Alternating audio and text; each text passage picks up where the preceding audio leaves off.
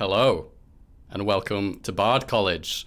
We are a growing community of D&D and tabletop enthusiasts based in the UK that welcomes players and DMs from all around the globe. If you'd like to join in, we'd like to welcome you to our Discord server. Should have a link in chat there, and it's in the About section and on our YouTube channel. We stream regularly here on Twitch on Wednesdays, usually starting around 6:30 to 7 p.m. Ordinarily featuring our Courage of Cerulean campaign with our fantastic Mr. Bard College, Dan himself, as Dungeon Master. And we've now enjoyed over 100 sessions. Shortly following the streams here on Twitch, the adventures are available to watch on YouTube, which I should have a link for you as well. Tonight, however, our usual campaign is on a short break while a couple of our heroes embark on their own IRL side quests, read holidays. So we'll be adventuring in my homebrew West Marches style campaign world in the Chronicles of Vadacari. I'll be a DM, John, aka Skinny Vinny, and I'd like to welcome Dan, Gav, Lucas, Gareth, and Andy to the table. And before we begin, I will mention a potential trigger warning. There may be detailed descriptions of gore and violent themes in tonight's episode. With that all out of the way, our adventure tonight takes place on the continent of Vadacari, within the towering walls of the human capital Eagle Haven. Haven indeed it is, its massive perimeter walls sheltering its denizens from the dangers of the outer wilds and encapsulating the vast city holds and adjoining towns under the rule of King Litholdus Garion Alexis, known colloquially to his people as the Iron Quill. Our story trains its eye not upon the bustling merchant guilds nor the countless conscripted soldiers readying for war, but on the unraveling fate of 5 misfits, their future within Eagle Haven teetering on a knife's edge. Though you each arrive for your coming trial separately, how you each arrive has been the same. The mages that walk alongside you are busy at work casting illusions so that you are not to be noticed by passers-by. The faces of those who guard this place appear blurry and unfocused. Walls, passageways, concourses all contort in a kaleidoscopic fashion, disorienting you and rendering attempts to trace your steps extremely difficult. Before long, you are ushered into a building, and after several heavy oaken doors are locked behind you, the illusions cease. The room is simple, unadorned, besides the large desk on the opposite side of the room. Atop it, a heavy-looking chest with brass fixtures sits, flanked by 2 cloaked figures and 1 large, imposing figure, a broad warrior clad in obsidian armor, the outline of a flower etched into his breastplate. So I'll have you from here introduce yourselves and each of your characters. I'm just going to go from what I can see on my screen. Lucas, if we can start with Vildra, please. Oh, okay. Fantastic. So Vildra is a fallen Asima. She is... she looks fairly young. She's got black hair, streaks of which very oily go and cover most of her face. She's got black eyes but the whites of the eyes are a bit more yellow than they are white. She has very pale skin. She's got very serious face, looking around. One thing you notice about her coming in, she bites her lip a lot when she's distracted or nervous, and she bites it to the blood. So sometimes a streak of blood will come down her chin for no reason at all. She carries, she's clad in dark armor, black studded leather. Carries a short bow, 2 swords. As she walks, she looks nervously around. She likes to be in control, and whenever she's not, she's clearly a bit on edge. So Amazing. Dan, we have Corbinian. Corbinian Creve is a Minotaur kind of like an older Minotaur with white, kind of mottled dreadlock, knotted hair, tied back in a loose bun with like dangly bits across the fringe and across his shoulders. A once mighty and imposing frame is hidden by like a thick woolen poncho, under which he is constantly keeping hold of his many different tomes and components.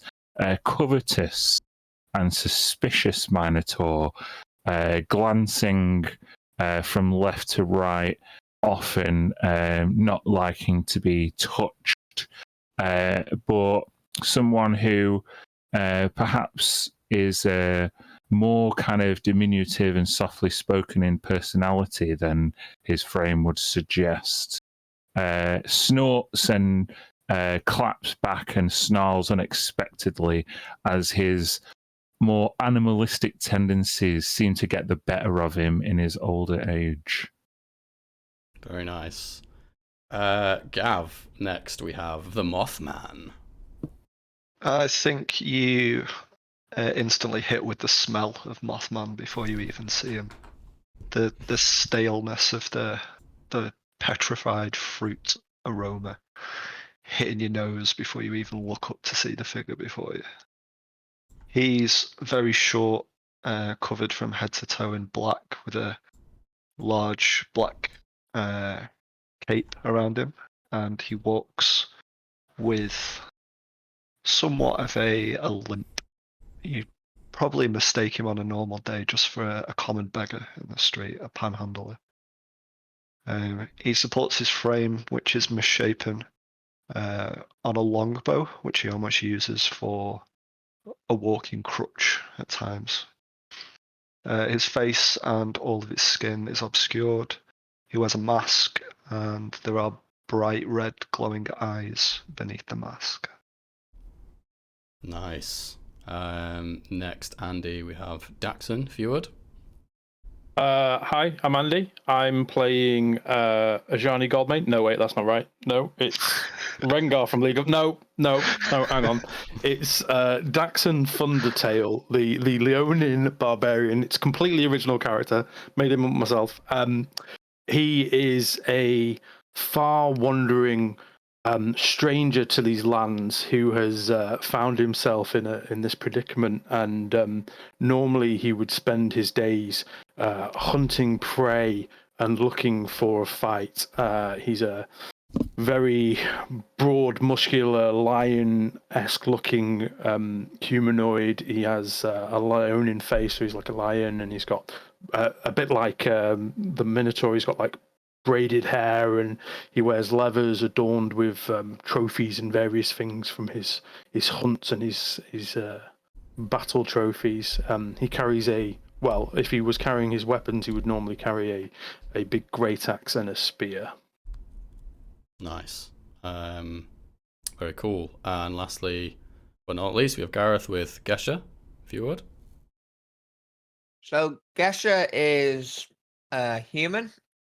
He's around 5'9", very pale skinned and hair, almost white hair, but piercing blue eyes. The first thing you would notice about him is he's got a rather large birthmark / scar across most of his face, a deep red, almost scaly color.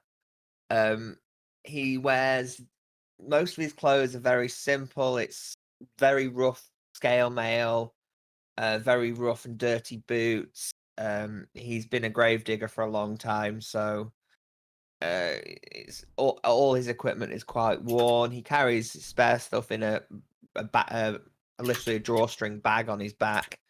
His weapons are crude. He carries a mason shield made out of bone. The only other thing of note is he has a silver headband around his forehead with the symbol of Kellenborg on it. That's Cool. discussion. We have on our hands a gritty group of misfits, I'd say. So you're sort of corralled here in this mysterious room, not sure of what route you took to get here. The torchlight, dim as it is in here, catches the face of the armored warrior in front of you as he approaches, revealing greyish skin, a shaved head, and a stern and weathered expression. He says to you, "Most of you have a welcome that wears painfully thin in Eaglehaven, lest you deem yourselves worthy in the eyes of our king. Consider this coming trial an opportunity to secure your future here. Lord Farland of Ambergrove sent this to Garrion House last night. You're required to investigate." And with a deft gesture, a folded paper bird appeared in his hand. Paper bird flies over gently towards you. Who would grab it? I think I would recognize this kind of messaging and form of communication as a wizard, and I would clutch it, as I say, covetously out of the air and unfold it like a delicate sparrow, watching everybody else paranoid that they might lunge and deprive me of this message. Nice. Unfold in your hands it does. It reads as follows. I'll paste this in the chat just afterwards. It is with great shame that I, Nelson Farland, Lord of Ambergrove, admit this call for assistance to the majestic Garrion House.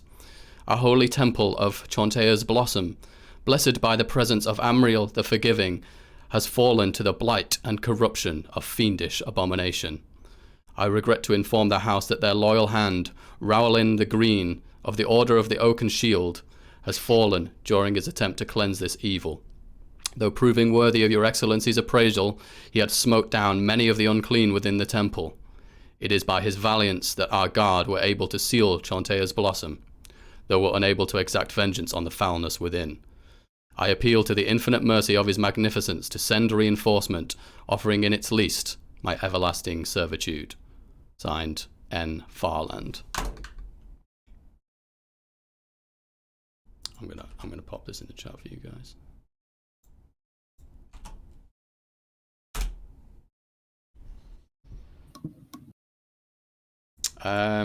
The warrior, the man in the obsidian armor, continues.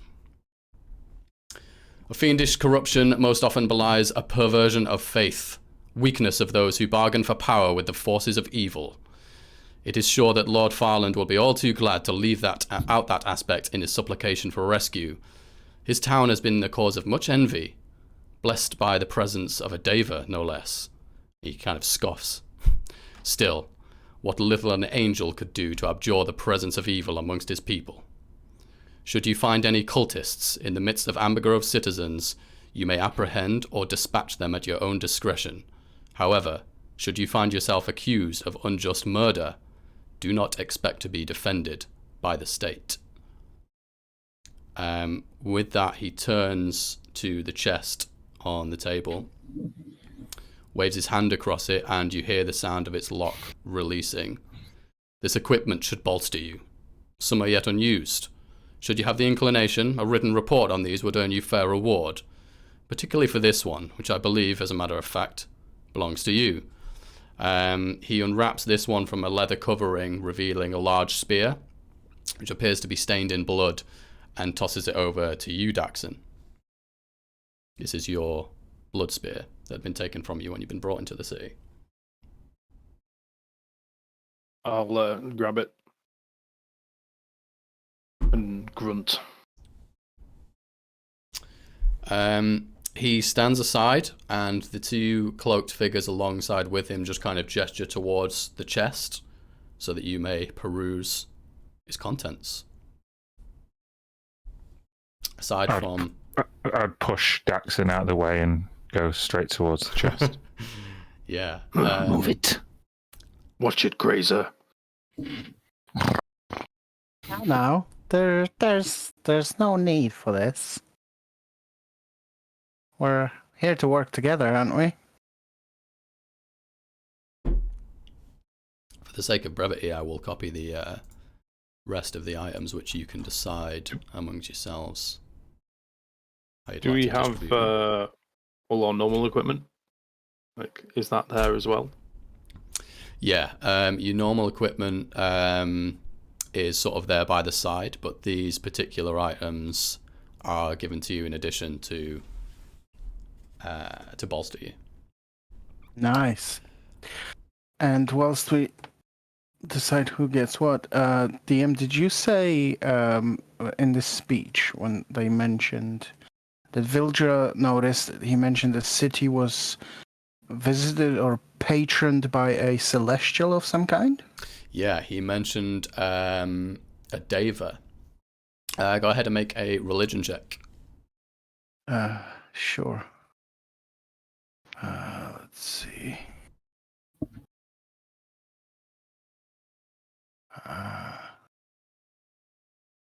Okay, I've got an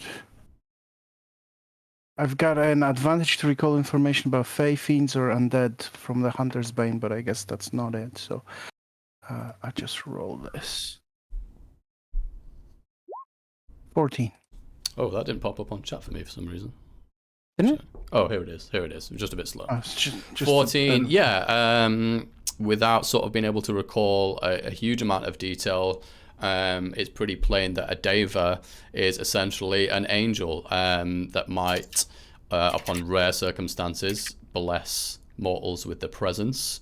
They can be fierce warriors.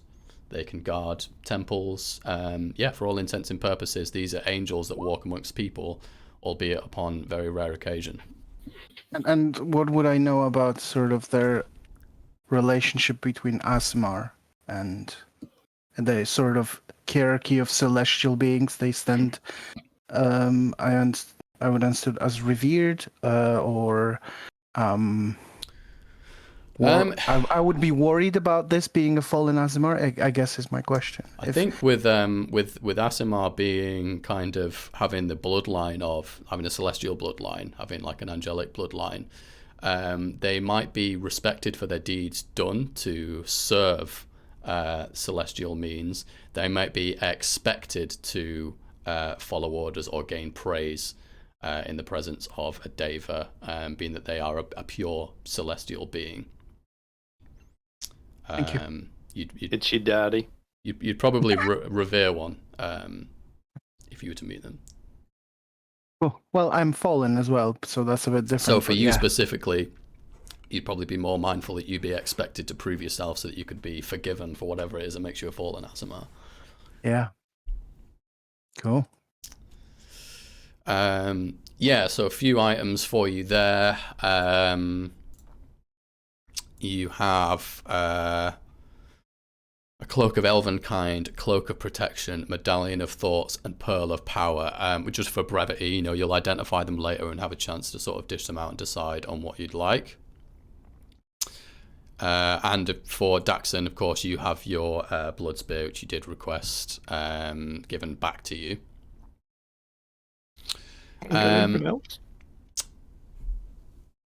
Fred, you asked specifically for that magic item, so you could have gambled. Never ask for magic items, guys. Don't beg your DM. So yeah, you get together these items and stuff, and sort of eye each other up. The man again in the plate armor hands over to you. I'll say Corbinian, seeing that you seem to have been the one that has kind of jumped into this position of inquisition and leadership. He hands you 2 scrolls. We unceremoniously snatch them from his hand and start unsealing the wax, ignoring whatever ceremony or speech he was giving while he handed me the scrolls. He doesn't seem flustered, but as you open it, you can see that one is a simple map, which has a small town circled on it, and the other is more of a precious document. It's a writ of inquisition, It is essentially permission written by the king for you to basically be somewhat above the law in what investigations you might need to make. You can go into people's homes and search them. You can question people. You can question people regardless of their faith. You can accuse people of things. Basically gives you a lot of sway. Man, that writ is the scroll a paladin holds up to. yeah, exactly. Yeah, that's pretty much it. And this scroll says you're all heretics. Yeah. You can do that with it. Yes, I have the warrant. That's why I'm coming in. Yeah, it's the ultimate warrant. Well, yeah, he gives them over to you and says, search their homes if you must, question their faith, arrest who you may. Each of you clearly are capable of lethal force, should it come to that. Corruption should be dug out from the wound as if it were a splinter in the hand of our majesty. And with that, he disappears, not in a flash of light or a puff of smoke. As he hands at you and says that sentence, he is just gone. And you're left with two of the cloaked figures that look expectantly towards you. I would toss the map over my shoulder to whoever is behind. And I would stuff the writ into my cloak before lurching over to a cloaked figure so that they could feel the Minotaur breath on their face, get really uncomfortably close. Where is it? You just hear mentally, just inside your head, no one else does. In time, prove you're worthy of receiving it.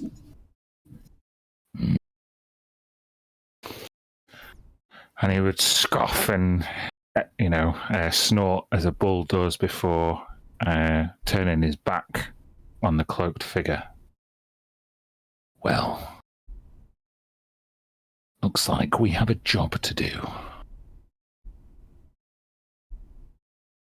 Any questions? And just goes, I need no license to hunt. Point me towards the prey. They gesture, both of them, their hands towards the door behind you that you came in.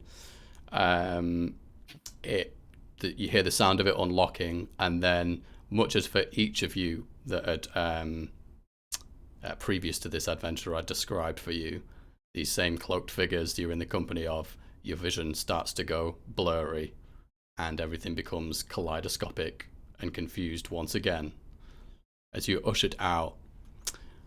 After this similar ordeal to which you came here, kaleidoscopic, illusory confusion, you're eventually led out beyond the third perimeter wall of this city.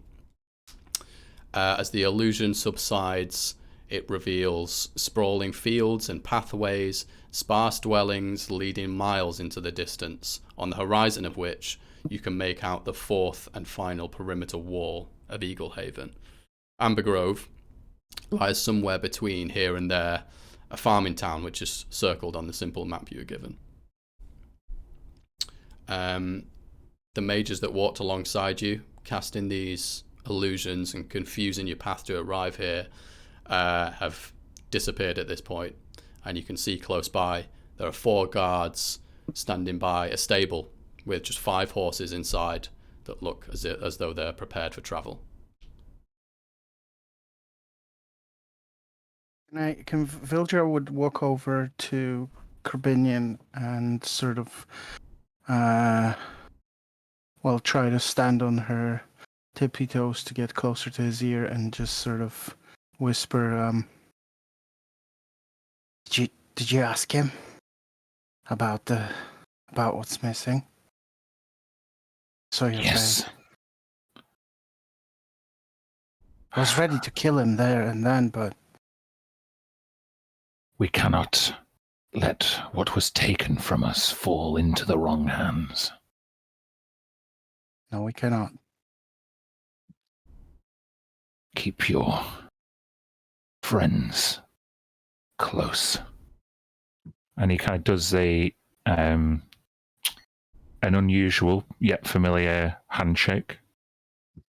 Yeah. Yeah, absolutely. But don't trust anyone. When we get this back, whoever took it, that they're gonna pay. With blood. The only way to pay.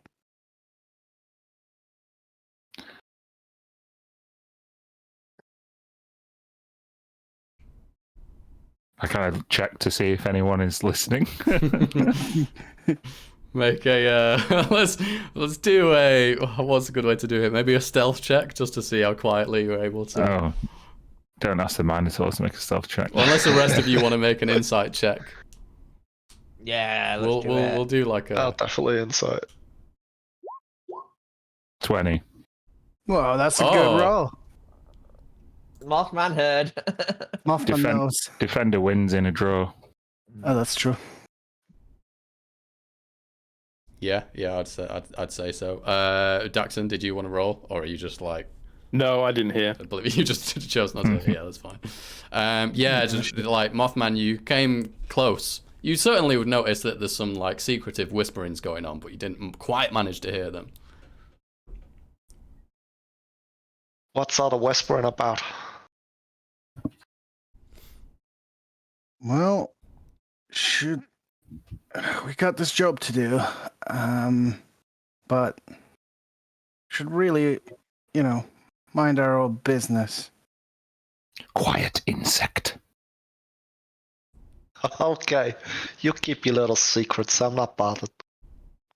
Let's get this fucking over with. What are you anyway? Fuck you, man. Okay, fine. He just turns around and walks off. I mean, you clearly can see I'm a woman, right? I know. Okay, never mind. The Don't take it guards personally. No. nearby kind of usher you over. 5 horses, prepared for travel. A simple meal if you care for it before you leave. Aye. All what you should always eat, you never know when your last meal will be. There's a basic cooking apparatus over a campfire. Seems to be cooking some kind of stew. There's a selection of bowls by it. Did you say 4 guards? 4 guards, yeah. They are wearing leather armor. They have grey kind of robes over, and their cloaks are emblazoned with eagles on the back.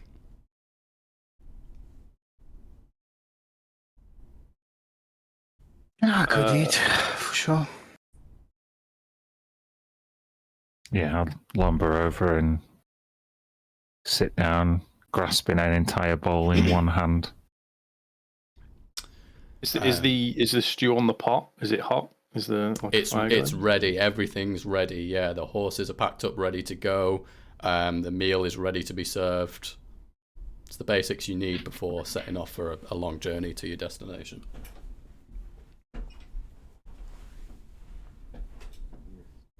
Okay, so we gotta find out what's going on there, but I mean it's clear as day. At some point, we're gonna get into the fight, and we're gonna have to kill. And I just want to know what all of you can contribute to this. Let's start with you, little one. You're not gonna run away when things start getting dicey, are you?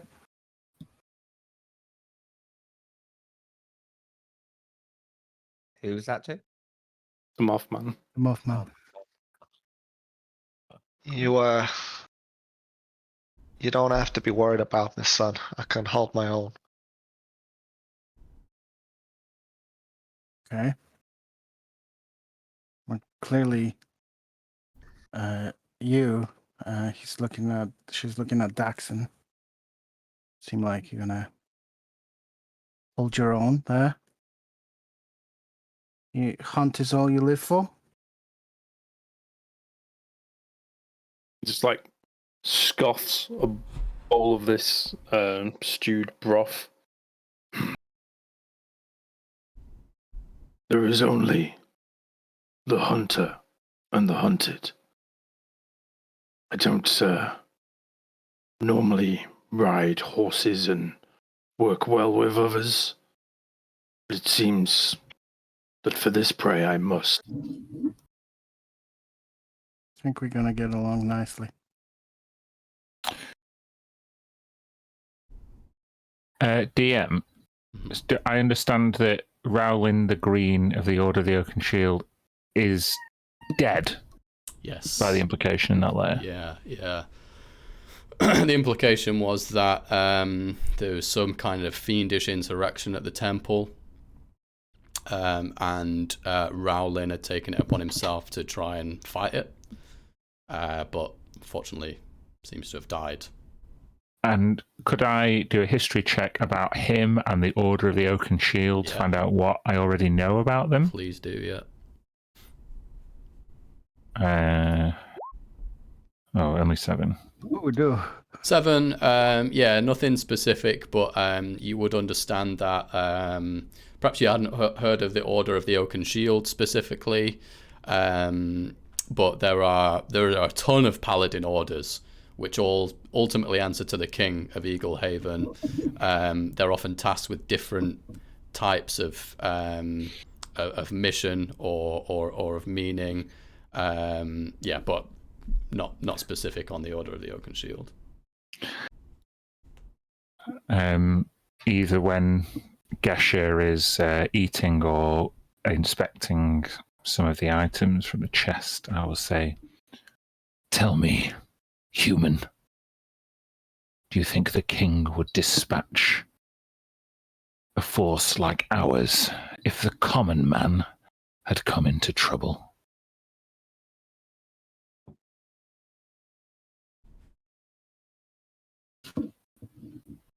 I do not care why we were sent.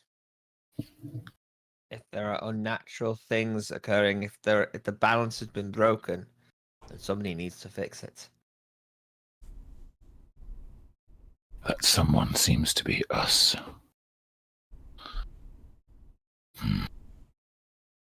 I think I would.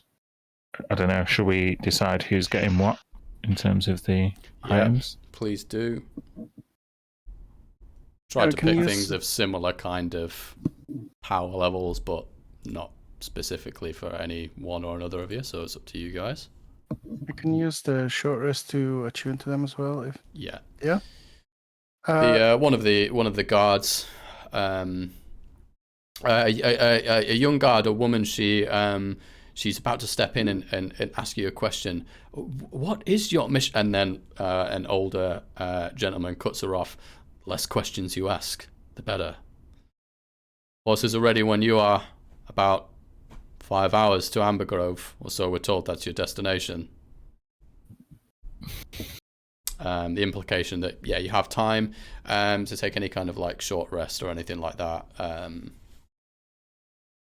So you can freely attune. There are a few cloaks, a medallion. But I covet this.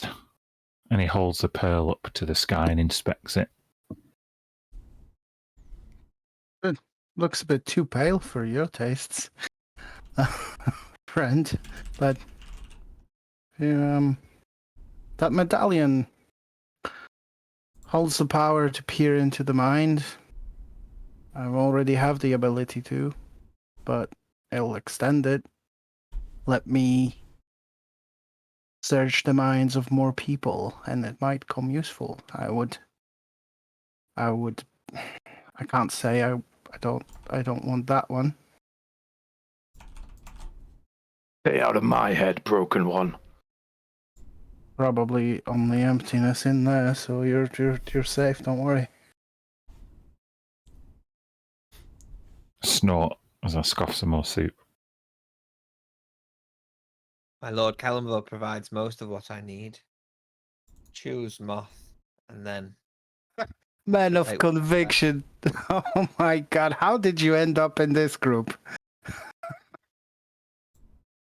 Please. I wondered that myself. Make sure you know, superstitions and mission doesn't come in the way of us completing ours, please. There is no superstition. The dead should stay dead. The living should only die at their time. Yeah. Starting to wish my time had come sooner. You still got a few years, my friend. And things to do. And yeah.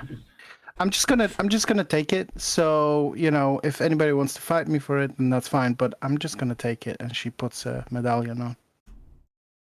If anyone wants to try and take the pearl off me, they're welcome to. Otherwise, I'm going to put it into my component pouch. Such a tight knit and friendly group. Real companionship. I love it in this adventure. Okay, so you've got 2 cloaks to deal with between the 2 of you, Mothman Protection and or elven kind. Mothman is going to pick up the Cloak of Elvenkind and kind of just chuck it on and get whatever the communal meal is. I suppose it'd be like a stew from the campfire or something. Yes, it's pretty simple, but it's not dire by any means. It's meat and vegetable stew. It's fine. Slowly, like, shuffle over towards where Vildra is and sit next to Vildra and offer the food out to Vildra. It appears we've got off on the wrong foot. I apologize. Here, have some food. did you poison it? If you look in the bowl, there will be loads of moths in the bowl eating the food. Holy shit! I poked them. Are they real or illusory or? Yeah, they're really.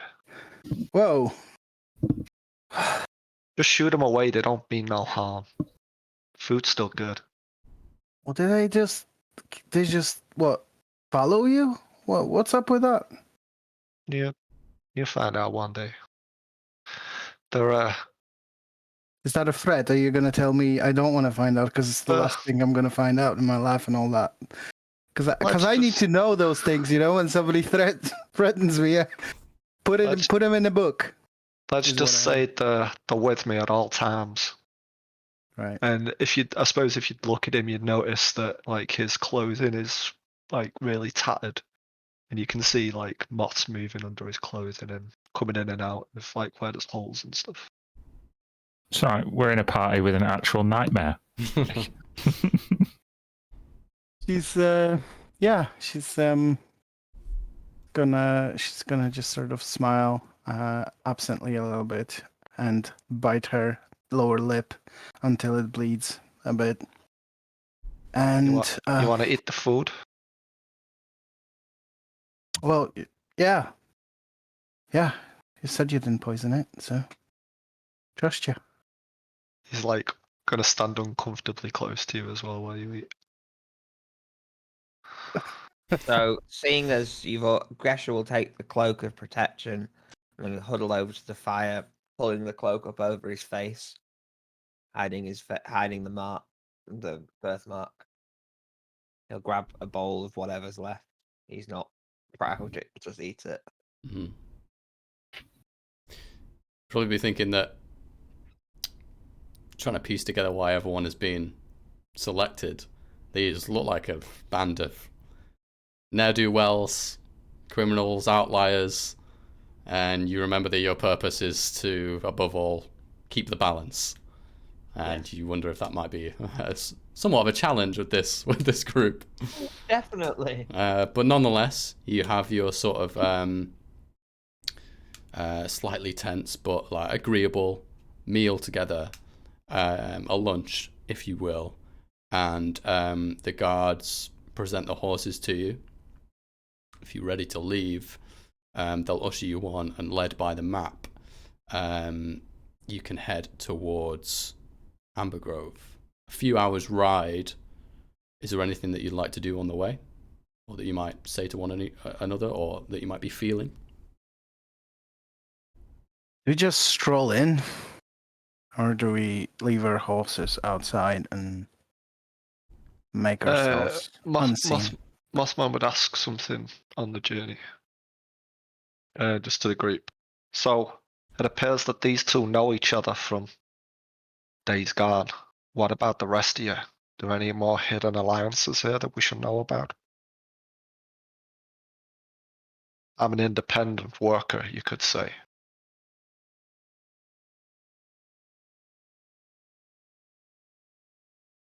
I too walk a lonely path.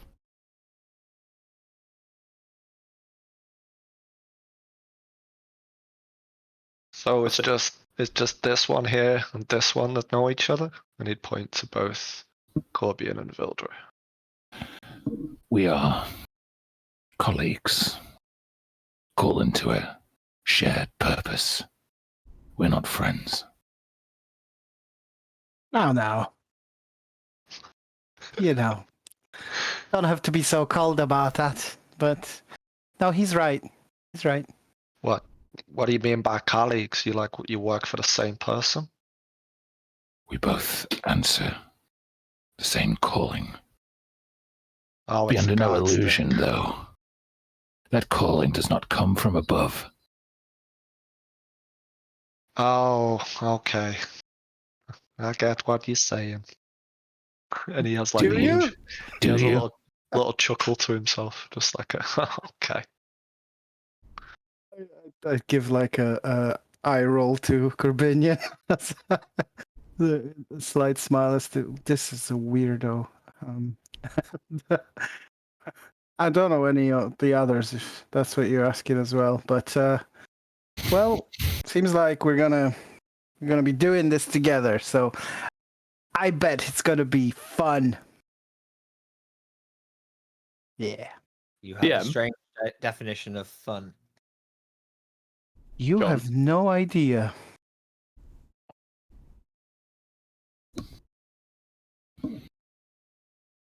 Well, with that, Did you have a question then, Andy? Yeah, I was just going to ask John if these are riding horses or draft horses. riding horses. Oh, okay. I think naturally the horses would not enjoy carrying myself and Daxon and kind of lumbering together. at the back. Yeah. I would feel very uncomfortable. Like, Yeah. I've seen people ride a horse. I kind of get the idea. Like, on the saddle, and yeah, but I'm just like, I want to be running free across the plains. Do you do that on all fours or just out of curiosity? Can you keep up with the horses if you do that? Not these horses. Well, in a sprint, maybe. Are you deadly on short distances then? That sounds good. Disadvantage. Disadvantage. Sorry, I'm not the DM, but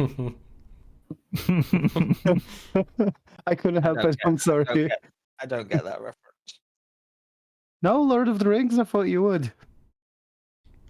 Gimli, short distances, never mind. John, Sorry. carry on. Gareth's not really a nerd. Yeah, well, yeah, the weight of some of you keeping the horses to somewhat of a walk. They're fine horses. I suppose that Vildra, Corbinian, maybe, well, really everyone except Daxon has spent some time in Eaglehaven, enough to know that the horses that are used within the city and for the armies and so on are of higher quality than you might find out in the wilds. But these aren't special by any means. You've been given a kind of like standard setup. Same with the food, same with the gear, besides the magic items that you were offered in secret. But with that, you spend the long ride trying to size each other up. Tenuous alliance, albeit, and head towards Amber Grove as the afternoon dwindles. It's 7:30 there. Should we take a break? Thank you. Yes, please. We'll arrive afterwards. So we'll take about a 20-minute break, 15-20 minutes, and we'll see you when we get back. Cheers. Thanks.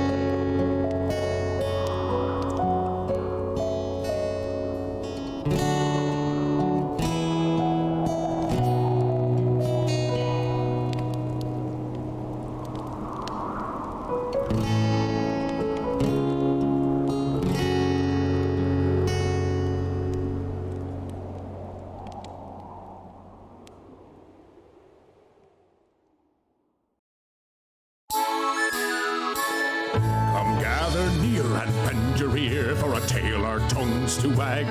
For she who'd led us towards the light, the ballad of the white stag.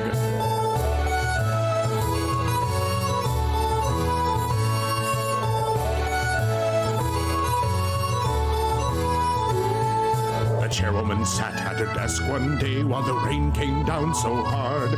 She met 5 white stags who brought the sunshine back, and she made them all town guards. She was crossed by a gnome who armed some bombs that would make the docks into a pond. But the stags were too wise for the tiny gnome, and they sent him back to Gond. So come gather near and lend your ear for a tale our tongues to wag. For heard we not had stayed the night, the ballad of the white stag.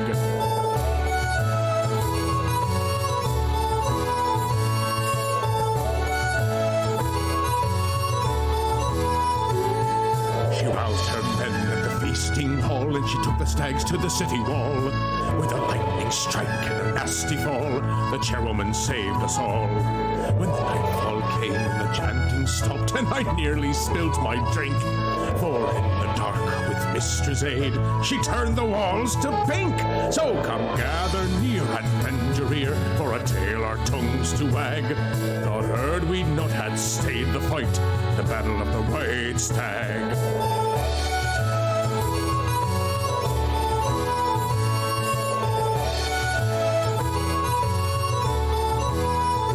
Now the chairwoman wields her family sword, and her brother wears a mask for the forgers' guilds and traders too.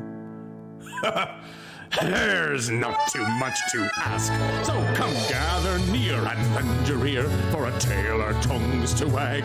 You better tip your glass, 'cause she saved our ass, the battle of the white stag. So come gather near and lend your ear for a tale our tongues to wag. You better tip your glass, 'cause she saved our ass, the battle of the white stag. Hey ho!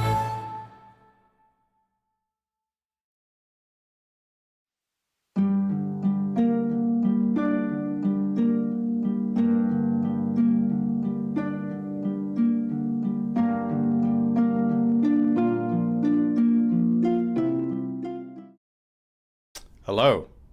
Once again, we return. If you're just joining us, we've had our kind of group of would-be heroes / misfits kind of forcefully put into this mission to investigate a fiendish sort of insurrection in the town of Amber Grove. Each of you have your reasons behind the table of why you need to continue on with this mission and prove yourselves. We'd set off from the main city of Eaglehaven towards Amber Grove. I'm just going to make one quick adjustment on one of the cameras here.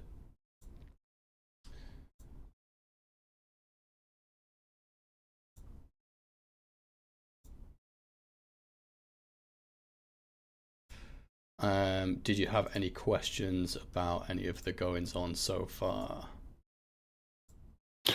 I was going to ask the other characters what they thought about the Iron Quill. King Alexis, is it? Yeah.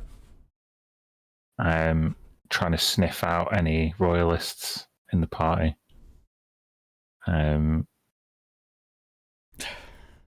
So yeah, I guess Corbinian would be like, I guess he would say it to Daxon if they're both riding together.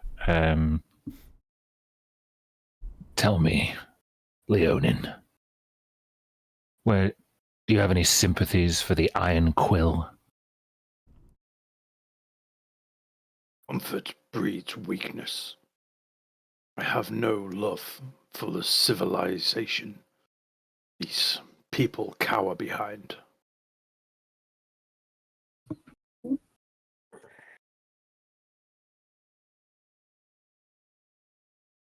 I'd have to disagree.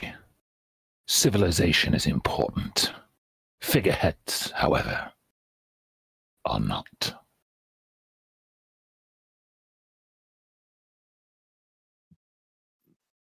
But yeah, that's the only thing I wanted to say.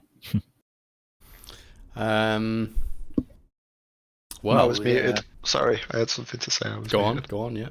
Um, Still riding along. Mossman's ears prick up, and he would say, "Why do you think our civilization's so important?" I just turn round and scoff before his reasoning and intellect takes over. Tell me, Mothman, about that community which you foster under your cloak. You They- bring a civilization with you wherever you go. To an extent, sir, yes, but you're talking about all these kings and the hierarchy of man. Indeed. You know those things aren't important. That is exactly my point. Hierarchy. These divisions which are sowed by the rich and the powerful are far less important than the service that we do to one another, in our communities, in our neighborly fashion. The swarm, as it is, looking under your cloak, would not survive without cooperation and mutual benefit. I'm here to ensure that the seeds of division do not flower into a tree of tyranny under which shadow we must all be forced to live. Well, Corbinian, that's something I think we see eye to eye on. Maybe. One day. Do you want to be friends? If we accomplish our goal, then we can talk about keeping in touch. And he smiles sarcastically before kicking his horse. Let's see if we all make it through this sorry escapade first, I suppose.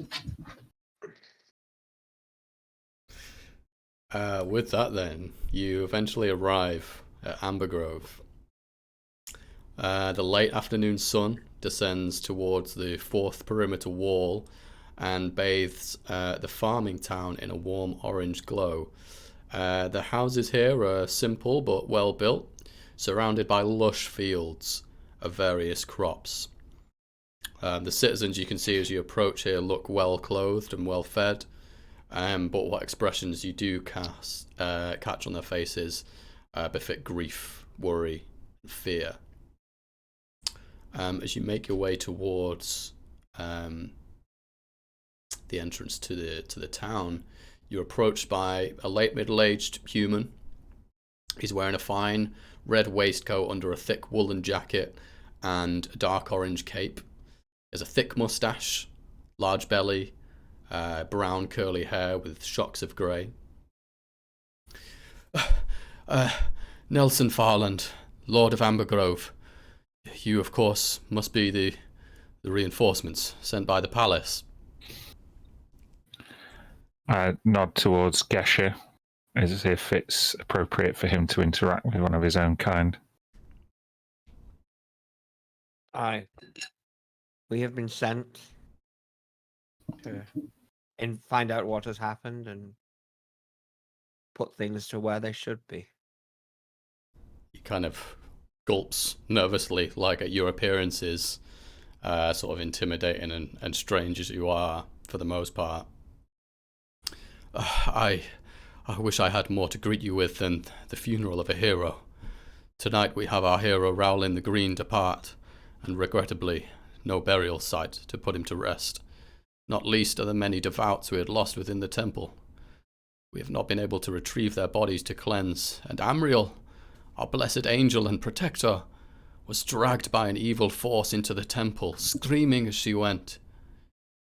Please let me know how I can assist you in abjuring this evil from our town. He'd taken a celestial? How many of them?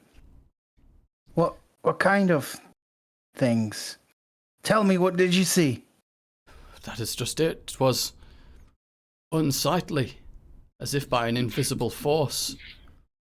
She was in town with us, providing her blessings, her protection, and suddenly as the fiends came, small violent creatures, as though she were dragged by her legs. She was screaming, clawed at the ground. He's walking you in to sort of the city proper as he's explaining this, and you can see in the ground there are like scratch marks from the town centre towards where you can see the temple is on that side of town.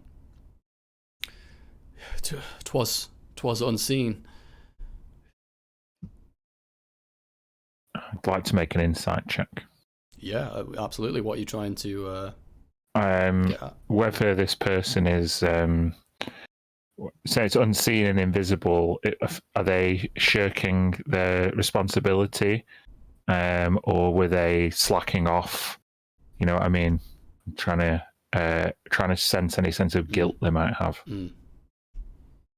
Yeah, go ahead and roll. Only 11. 11. Yeah, hard to kind of the line between the guilt, should he have done more, and being afraid, kind of hard to tell what the intention was or what truly happened, because there can be some crossover there. You know, he does seem like he's afraid. He does seem guilty, but the way he speaks of it is that, you know, he wishes he could done more. He certainly is afraid when he recounts the remorseful. experience.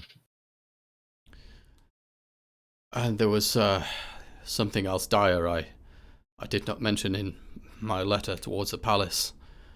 3 of my townspeople, at the same moment as the fiends began to attack, have turned to stone where they stood.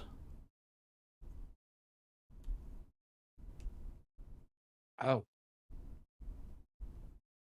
Show me them. Of course. You must come in and rest from your travels. Here, have your horses put away, and, well, it is time almost. Our cleric will be overseeing the funeral of Rowlin and the memorials to those we lost inside the temple. Tell me, what forces have you got in your little hovel currently? Is anyone guarding the doors? Is anyone keeping an eye? What few guards we have less. Yes, vigilant. They haven't slept.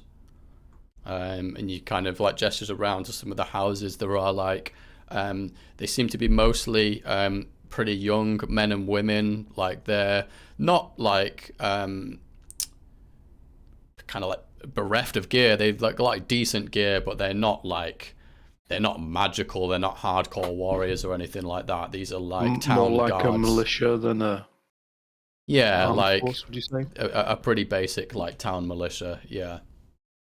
They have decent weaponry. You look around and kind of gather that this town, the crops are vast, and what little you might have learned about the town is it probably sees quite a lot of income, and the townspeople do quite well. There are no beggars. There's no one with like scrappy clothing. The guards are equipped with, you know, sharp swords and shields and decent leather gear. But yeah, there's not amongst them can you spot a warrior of your kind of level.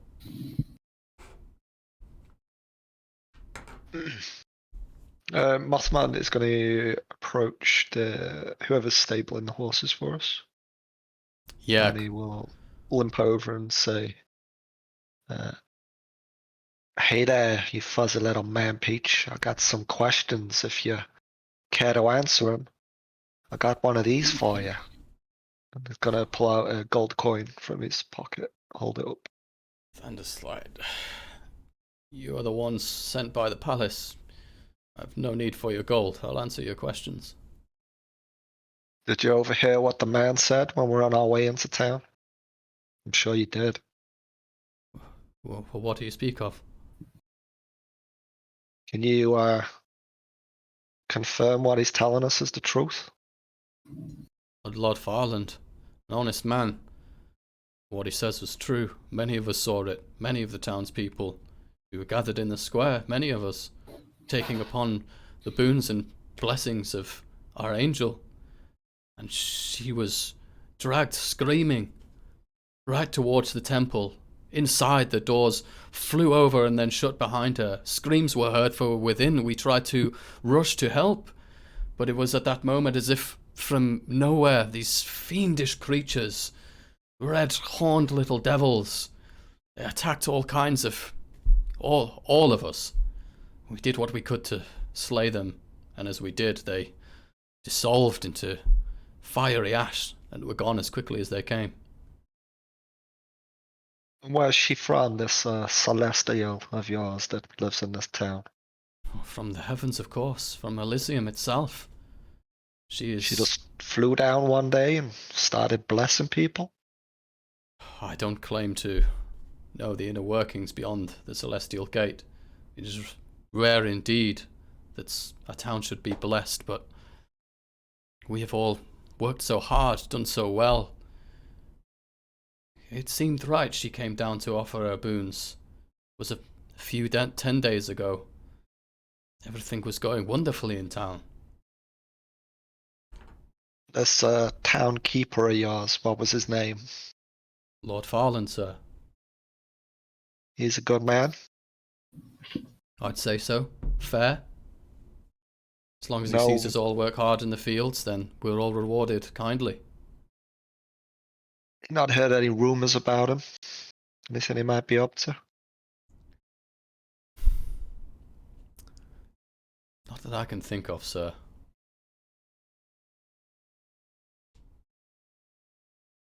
Very well. And then just unceremoniously just walks off.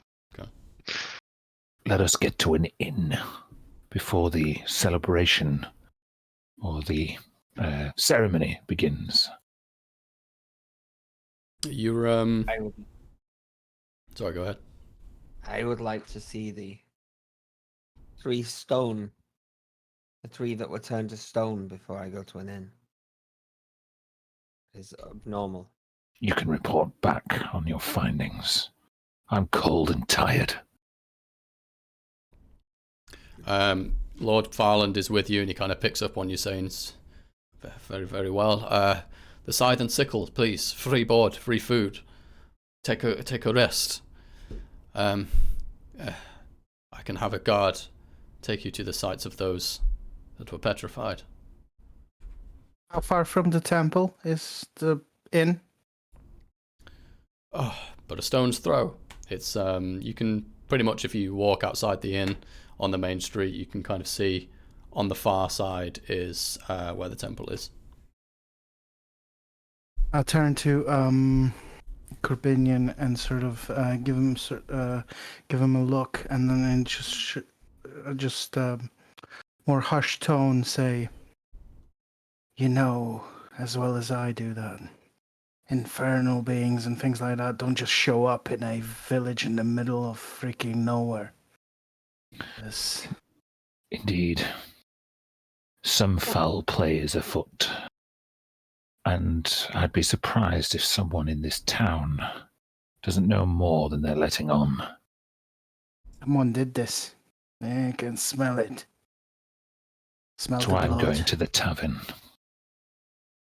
Okay. Any miscreants or ne'er-do-wells are certain to rustle themselves up some trouble there eventually. Well, if you rile them up, I can stay out of sight and give this little new toy a spin. Is this an earshot of the party, or is this another private conversation? Not a private one. If you, I did speak like more quietly, but if you were just next to me, I wouldn't have stopped. So if you choose to hear it, then that's fine with me. I'll accompany the priest. See what these statued people are. Maybe scout out the temple. We'll meet you there in the tavern later. Tell the cleric that transmutation magic is probably the source of their ailment. If it isn't, come and find me. I am not completely inept when it comes to sorcery. But I will let him know. And I know you love the hunt just the same as I do. Don't get tempted in going in alone, all right? You will need help. If they grab the Celestial, we're gonna need all the help we can get.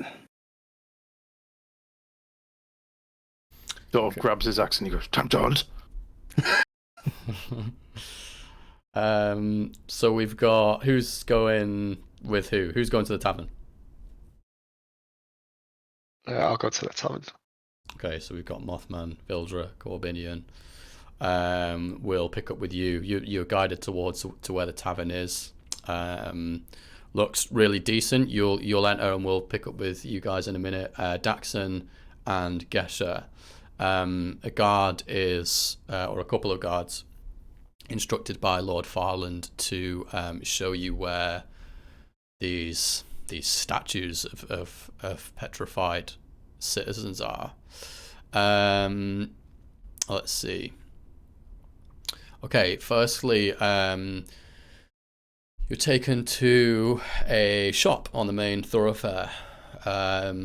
Looks like a tailor's shop. Title above the door reads Walbury's Alterations and Fine Dresses.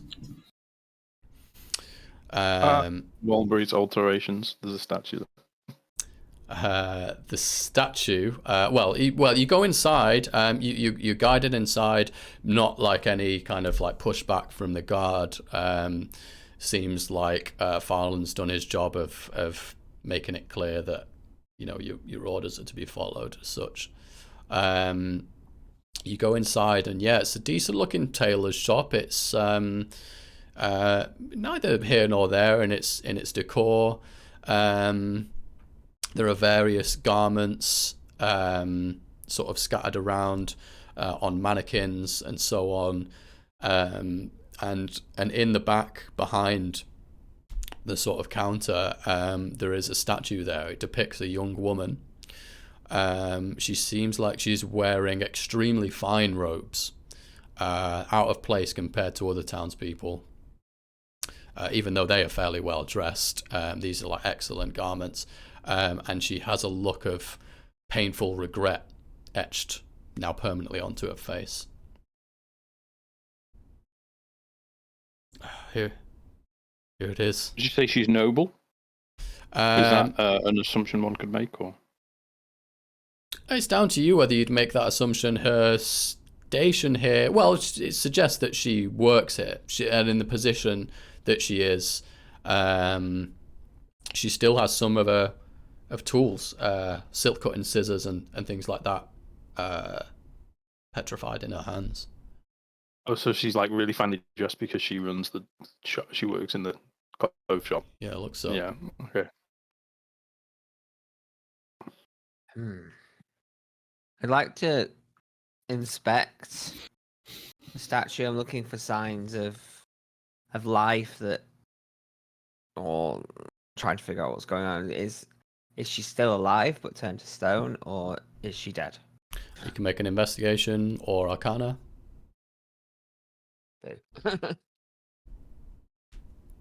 Do medicine, but yeah. 18. There we go. Oh, 18's pretty good. Yeah, you've certainly in recent years, you'd really increased your study with your goals as they are to try and rise through the ranks of your own organization, and you studied various monsters, especially undead and things like that, and you'd come across in your studies that, although it doesn't seem like this would be the circumstance in which this person's turned to stone, there are creatures out there in the outer wilds that have the ability to petrify people, and from what you can figure out from studying this statue, it does appear to be a similar malady, although any creature you can think of would be large, cumbersome, not invisible. But yeah, people can be frozen into a statue, turned to stone, and it would be possible to save her, but it might require the right magics and the right components to do so. Very well. Can I burn a spell slot to a first level cast detect magic? Yeah, please I just do. want to see if there's anything magical going on. Now I'm trying to think really, because the effect has taken place. I'll ask you just to couple that up with a an Arcana check. Yay, there we go. What'd you get on your Arcana? It's a bit 5. delayed for me. Oh, 5. Yeah, I'd say that you've discerned as much as already discussed. Magical effect has taken place, but it doesn't pick up any particular school of magic, purely because this, by all accounts, the spell has already taken effect yesterday. Now you have this inert object. There's nothing else in the room that pings at me majorly. Magically, no, nothing else at all that pings, aside from a couple of things on Daxon. There are creatures that can do something like this, but they're all large and unwieldy. They would not be found inside a tailor's shop. A basilisk is one of the few beasts you should bear your back to when hunting it. She still lives. Living stone. She could perhaps be restored with the correct tools. You, can you do that? Do you have the tools? I am not skilled enough to cast this yet. One of the How guards. did you, Sorry, go ahead. Sorry. If you don't mind me asking, how did you come into service of the king? We, well, looking at the other fellows that we traveled with, it's easy to see why they are sent on this quest. But you stand out. You're different.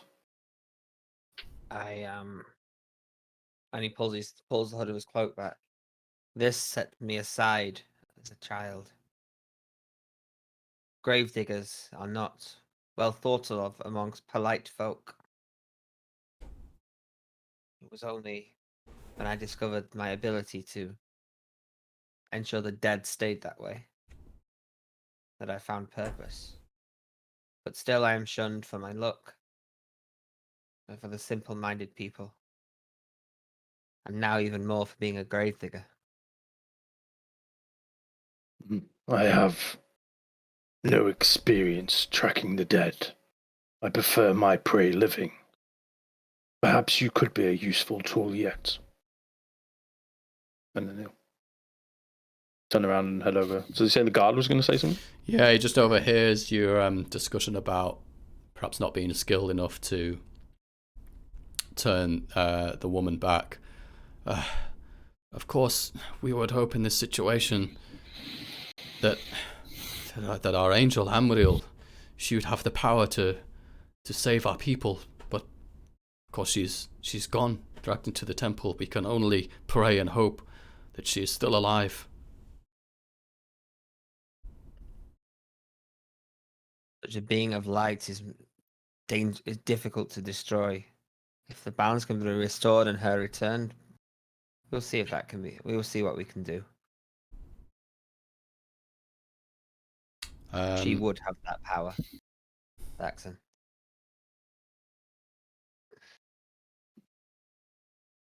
The other, are they the same? The other two that were turned guard?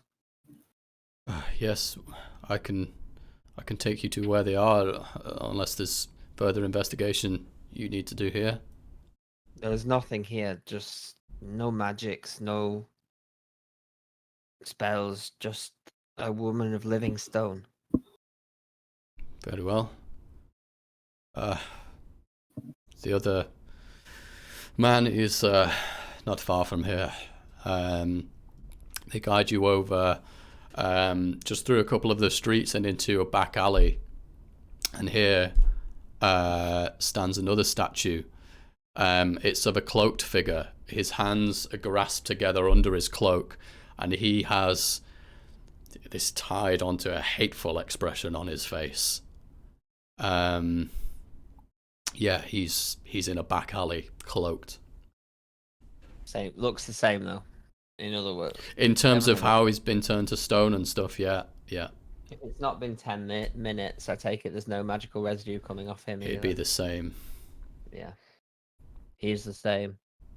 Is there? You said the first woman had a painful expression on the face, and this had a hateful expression. She had I'd say a look of painful regret. This kind of like mournful, like regret is the best way to describe it on her face. This guy he has a scowl. He looks like he's maybe about to. You've seen it before, about to draw a blade and hurt someone or something. I know this look well. I wore it when I killed my father.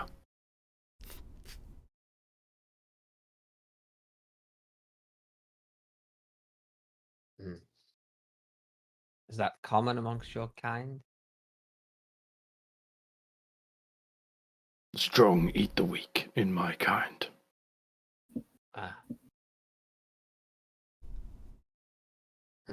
Very odd. The third fellow, are they nearby as well? A little further, just outside of main town hold. Gav, what's happened to your camera? I have no idea. I've just noticed.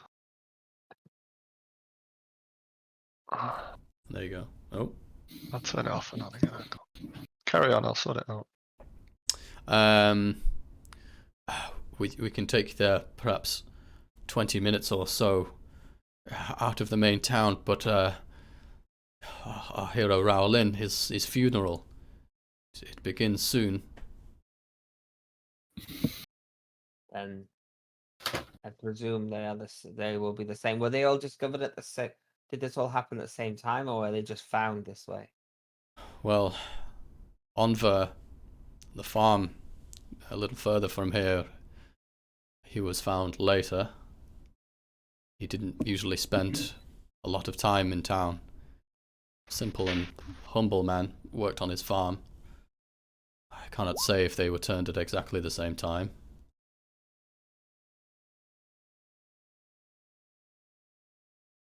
I wonder if they were turned in order, something either coming to town or running from it.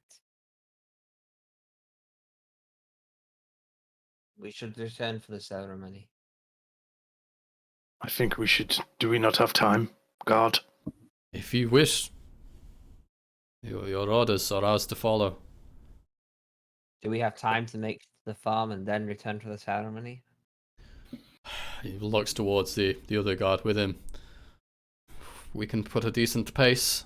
Let's carry us quite quickly. If yours can. I have 45 feet of movement. Yeah, this doesn't seem like it'd be a problem for you. Yeah. Yeah. The implication is that if you can run there. Yeah, I can. I can definitely run that. So Quick with look, that, and you, then back to the others. Yeah, for you, Daxon, this is like a light jog, trying to keep up with the sprint of the rest of them. You make your way there. The guards are out of breath. Here is Three Leaves Farm. It seems as though he's working in the field. He points you over. And there in the field, there is a statue of a timid-looking, small-framed man. He looks to have been wearing quite simplistic robes compared to the other folk here. And he was holding a bushel of flowers. And he has a look of solid fear frozen on his face.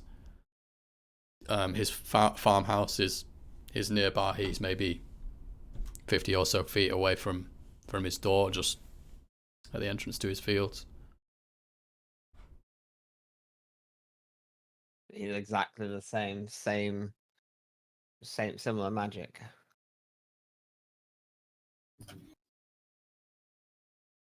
This is just the same. Some creature or something. Maybe it came into town this way. Some nefarious purpose, but he lives also. We should look, guard, you should ensure that all 3 statues are protected. They can be damaged while in this state. Oh, And cannot protect themselves. of course.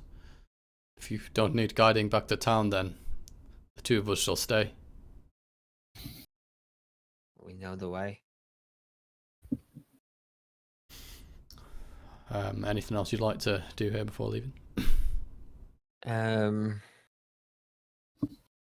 Just, I suppose have a look around, see if there's any tracks of any beast, any signs of one of the creatures I've read about traveling through the fields. It's probably more easy to see in a field.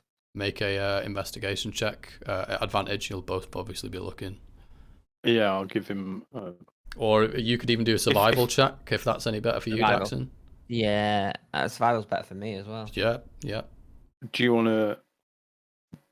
Yeah, go on. Yours is probably better because it's wisdom based. Okay, I will also cast guidance on myself for this.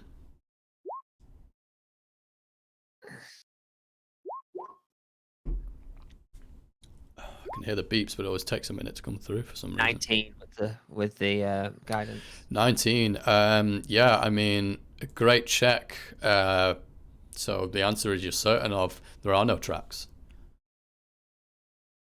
No commotion either. There doesn't seem to have been any kind of fight or no tracks, no creature.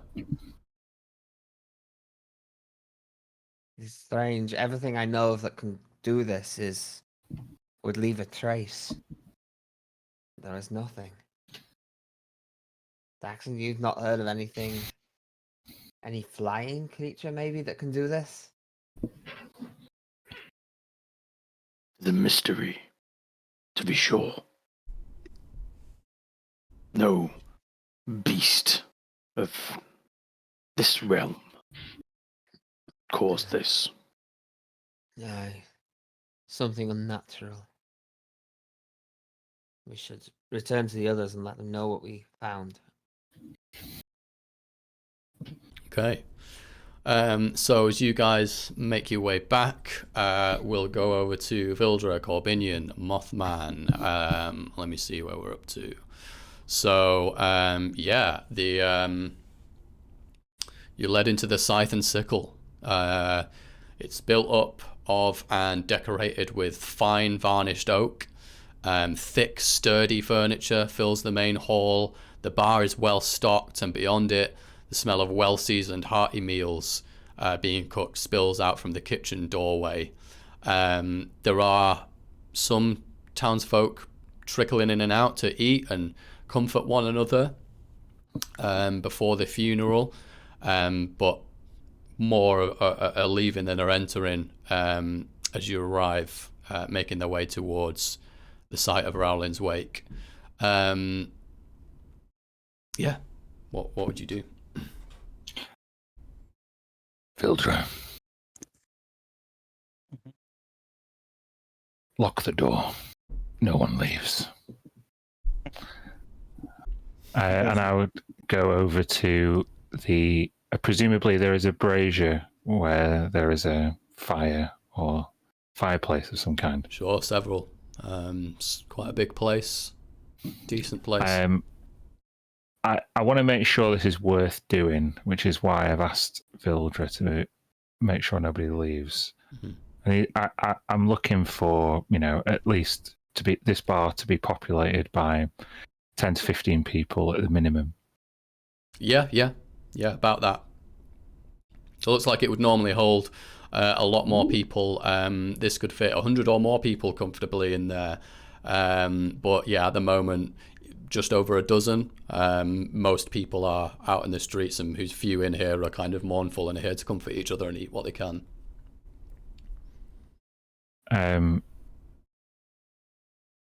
Mothman, join me, if you will. I like the way this is going, so. I go over to the brazier and I ask, hand me more of that charcoal. Yeah, pass you it. And take the equivalent of 50 gold pieces worth of charcoal. And I kneel before the fire. And without looking up, I ask, like a tutor to a student, ask Mothman. Now, before I came here, hearing about petrified people got my mind, the old cobwebs receding and the cogs turning. Tell me, Mothman, do you know what kind of beast is able to petrify a living mortal? As he draws like a sigil on the ground in front of the fire. I do not, sir. Not at all. That's because there are very few indeed. Now, if there was a monster rampaging through the streets, it would be that we'd heard of, not this mysterious appearance of people turned to stone. And he kind of does a wide angle in front of the fire. And he produces some herbs in the palm of his hand before dragging his dagger across the palm of his hand and clutching the herbs, staining them. And he holds his hand over the fire. I'm betting that someone in this tavern has seen something like this before.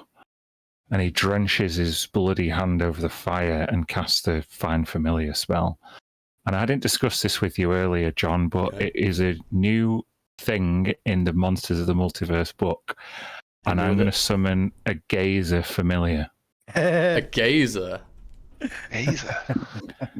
Let me get This sounds broken. Because it can't attack, it's not that broken. But it's official. It's not homebrew. Has it got true sight? What has it got? Well, it's like a mini beholder. Yeah, exactly. It's a That's my tiny point. little cute beholder. It doesn't have. It just has dark vision and passive perception is 14. It's mimicry is its main thing, so it's kind of like a Kenku or whatever. But it does have a lot of attacks that it can do, that it would normally be able to do. Obviously, Gazer just can't do it for me against an enemy as a familiar. Would that be okay to summon, John? The familiar variant of the Gazer? This is not without a consequence of the guy behind the bar. Mm-hmm. This guy has long, thick black hair, rough, weathered skin, and super broad shoulders. What's the meaning of this? And he jumps out from behind the bar, grabbing a warhammer, jumps up onto his bar, questioning, what's going on? Seeing this creature, which looks like... I think I would expect villagers to intervene on my behalf. I wouldn't even turn round. So she was basically standing at the door and watching everything as Scorbinian was doing this. So I would like to sort of make some sort of a check during the time to see if what he was doing clearly as a show to everybody in the tavern. In that moment, have I picked up on anyone at all paying too much attention to it or being suspicious in the make a perception check.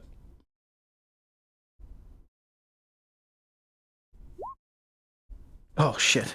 What'd you get? 6. Oh yeah, with a 6, I mean the guy who jumps up from behind the bar, sizing him up, looks like he's a good half Earth Genasi. Looks like he could definitely take a hit. Most people in here are just like, you glance around and there's people here that are mourning, that are in fear, and it more so like their expressions. They look like it's continuing. The trauma is about to continue. Something's about to kick off. They're afraid. I'll step behind him and try to grab his arm that he went for his warhammer with. Okay, we'll make a contested check. Athletics. Do a grapple. 9. Oh, he rolled a 10 on the dice. Oh shit, close. Yeah, he takes it off you, and I mean, he's gonna take a swing. Yeah, sure.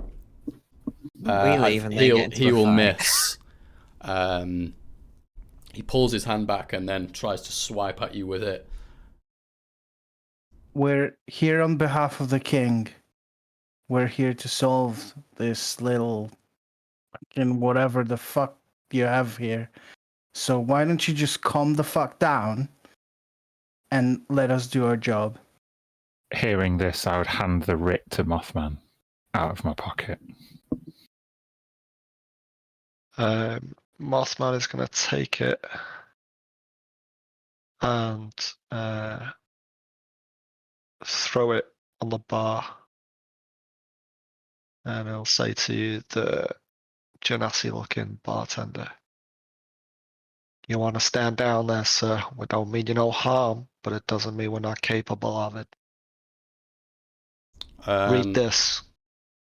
He kind of grabs the scroll and like jumps backwards, holding his hammer, unfurls it with one hand, and he's about to protest.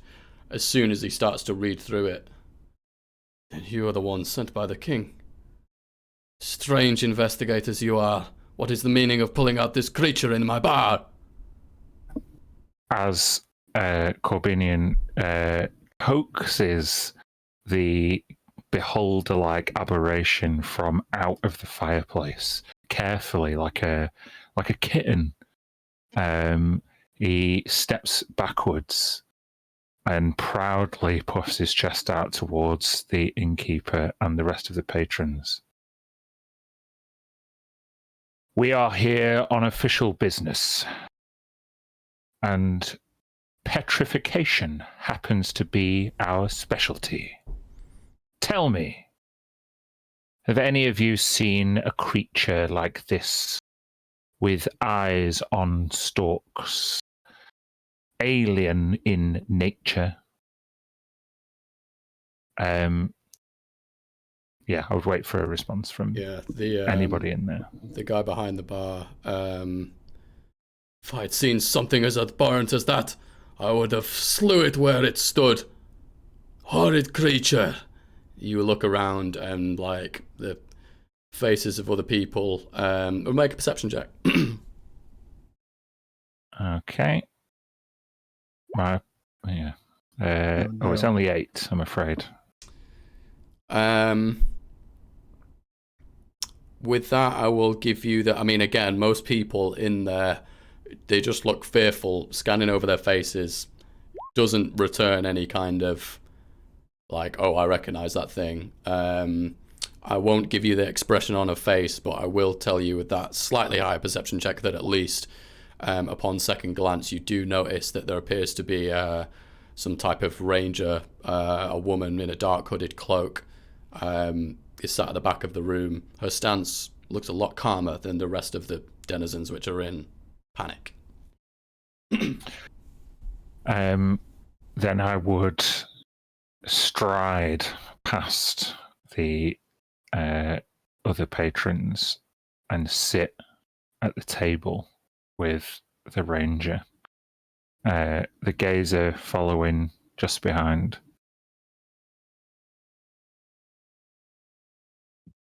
"Now then, I'm betting you've seen something like this before."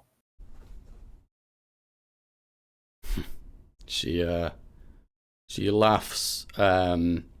She's like putting away her daggers, which you realise now she'd, unbeknownst to you, armed herself upon your entrance. She puts it back, knocks down her hood, her dark hair spilling out, reveals a scar running down from her forehead over her eye and ends at the corner of her lips. A thing like that I have never seen, but creatures that turn one to stone, gorgons and basilisks, I have seen those types before. What is your business in Amber Grove? And at this point, with the piece of charcoal that I had before, a more kind of white, chalky bit, I'd start drawing a rough outline of Amber Grove on the table in front. Mm-hmm. I've got proficiency with cartographer's tools, Okay. and I basically want a loose outline of the city while she's talking. These creatures I've never seen in this city. Well, my place is out there in the outer wilds, where I'm free to roam, not trodden underfoot by the rules that those suffer under in Eagle Haven. I came here a few 10 days ago. I noticed that the animals, they began to flee from this place. Deer, wolves, rabbits alike gradually started to migrate away. So I came to investigate. For sure, I thought I might find something akin to a gorgon, but still they roam out there in the dense Dwayne forest, far from here. None of their tracks lead. So, woods person, what's your hypothesis? What's the meaning of this random petrification?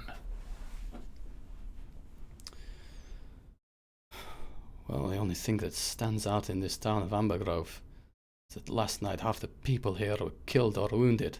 Screams came from within the temple, and small devils ran amok. I slew my fair share, as did many of the guards.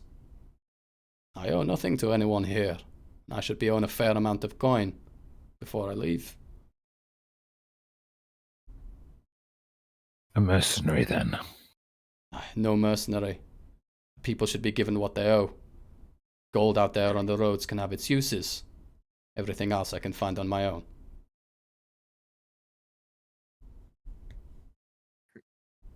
What's your name, traveller?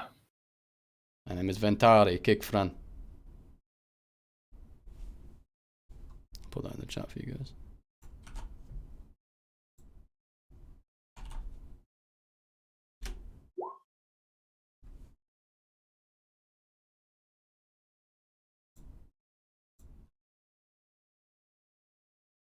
We're on a mission, dispatched from Eagle Haven by the Iron Quill himself.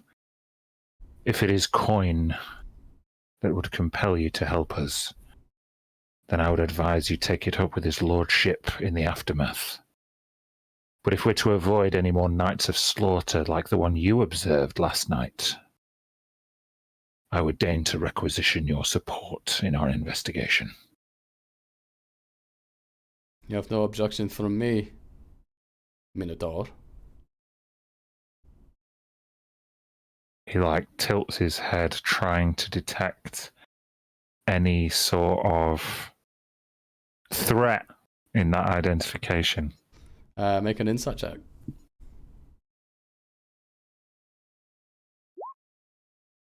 Nine.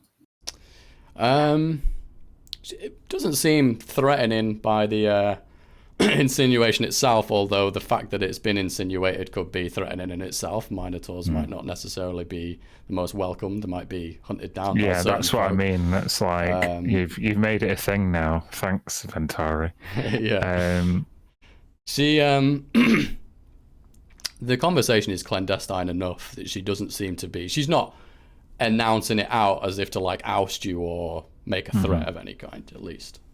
I mean, it's fairly obvious, isn't it? But yeah, most people you wouldn't know what you are, but it seems like she's an experienced ranger who's seen a fair share of different creatures. She seems to kind of take a little bit of pride and gloatingness almost that she knows about these things.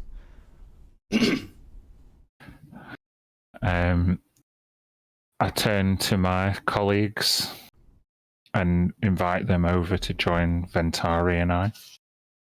Yeah, so whilst you're discussing, when you moved to that table, Vildra turned to the barkeep and said, well, you know who we are now. Well, why don't you get us a drink? Barman kind of Gruffs puts his warhammer back under the it's like the shotgun beneath the bar, you know, like the warhammer goes back. Yeah, I can see it there. Don't worry. We're not gonna cause you trouble unless you give us any reason to, or anybody here give us reason to. What'll you have? Red Glines wines, the finest, just like everyone else. Sure. You always say yes to a local specialty. Otherwise, you're just being damn rude, in my opinion. Speciality is an understatement. And he goes and busies himself at the back of the bar, starts getting like a couple of bottles of wine. Brings them over, pours you some glasses each. Yeah, and as I grab them to get over, I look back and see them discussing in hushed tones. I grab the amulet and I cast Detect Thoughts on the person that Corbinian's working on. From Ventari, let's see, what type of save is it? So there is no save initially. Right. Yeah. It grabs a surface thoughts of the person, unless I decide to dig deeper, which I think. So Vildra knew this. This is one of her patron's abilities that she was given. So it's not that she was never familiar with this before she got the item. She just can do it more times a day now. So she knew how to use this. So I think she'd be familiar with the fact that unveiling her hand too soon is not advisable. So what she instead wants to do is focus on that person for the surface thoughts, and then jump on random people in the tavern, gathering surface thoughts to see. This is sort of a pink scan she's trying to do. Okay. Yeah. Okay. Cool. Surface thoughts from Ventari. What does this group of mercenaries think they are questioning me? The amateurs run this place. I should have a mind to believe that these are behind it all. Strange folk. It's that kind of thing. She doesn't appreciate being pressed and questioned. Fair enough. And she thinks that like you're a bit of a weird show. She's not intimidated, you know. She's like she's hard to intimidate. You get that. From other people in the bar, I mean, these are mostly like mourners, like surface thoughts intermingled with like grief over family members and friends that they've lost over the violence yesterday. Fear that you pick up on, like kind of flashes of a visual of people being attacked by these small devilish like creatures, and a lot of fear, slinking back into their seats, hoping, a lot of them looking towards the door, hoping that they can leave, but seeing that it's locked and they're afraid to get out of the seat. There's a lot of that. What's the range on it? That's a good question. It is. Oh, so I cast it on myself, but then 30 feet around me. Yeah, 30 feet's pretty big. There's a couple of waiters you pick up that are brother and sister, half elves that are in there and have kind of like just keeping themselves out of the way with like the trays of food they were about to serve, like near the kitchen. I wish we had never come here. We should have stayed in the Fauché ward. Mother and father warned us that places like this could become dangerous. From in the kitchen, you just get add a little corn, and then like wild mushrooms are fine this type of year, and a little bit of tomato paste, the right spices. Like someone's just obsessing over cooking in there. Like it smells great from in there as well. Nice. So as that sort of minute long scanning is over, she carries 4 glasses of wine she ordered, and because she obviously caught Corbinian beckoning them, and puts him in the middle, puts one in front of the person he was talking to. Oh, Corbin would put his arm out so you don't put the tankards on the table where he's trying to draw a map of Amber Grove. And upon that signal, the gazer would use its telekinetic rays to keep each of the 3 tankards floating just above the table. Nice. Oh, sweet. And she's just like, oh, of course you're doing your thing again. Hi there. Nice to meet you. I'm Vildra, one of the professionals that have been hired to sort out this problem. Oh, the pleasure's mine, Vildra, she says sarcastically. Sit down. Where is our insectoid friend? And I think you'd look over and see him trying to get the attention of the barkeep. Yeah, it's not hard to draw the attention of people when you're Mothman. Yeah, fair enough. Very good. Hey there, Mr. Bartender. Now that we're friends, can you answer a question for me? Certainly. You're Lord Farland. I want to know what the rumors are about him. Make a persuasion check. With my charisma? With everyone. Surely not. Any of us have charisma? With the Oh my god, you got 0. 0. Actual 0. Womp womp. Rumors are few. Oh, why does one need rumors of our Lord? He's fair enough. We're all well fed. Business is good. It seems that a lot of people that are from this town don't want to say anything bad about this lord. And from my history, let's say everybody's got a skeleton in a closet.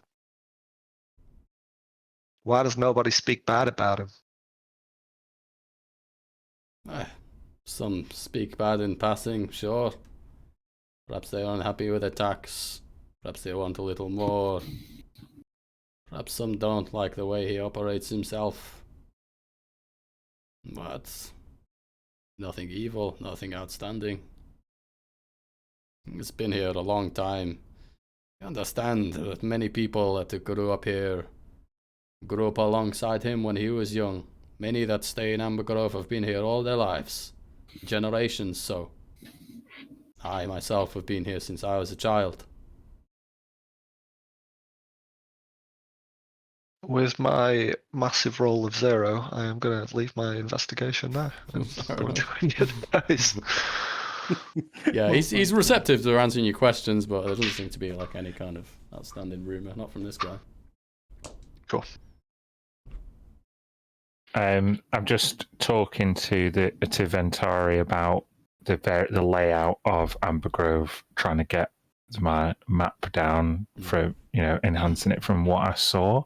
Do you want me to make a roll for that, or is that? I'm going to say that between you and Ventari, like she's like clearly an experienced ranger. Like she has it down.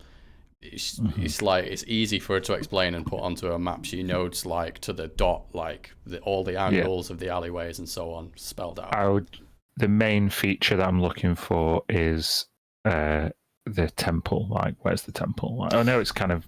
You say it's a stone's throw away. Yeah, from the pub, it's maybe about 200 feet away from this bar. I'm just trying to, just in case I mess up the angles, I want to say it's on the north of town.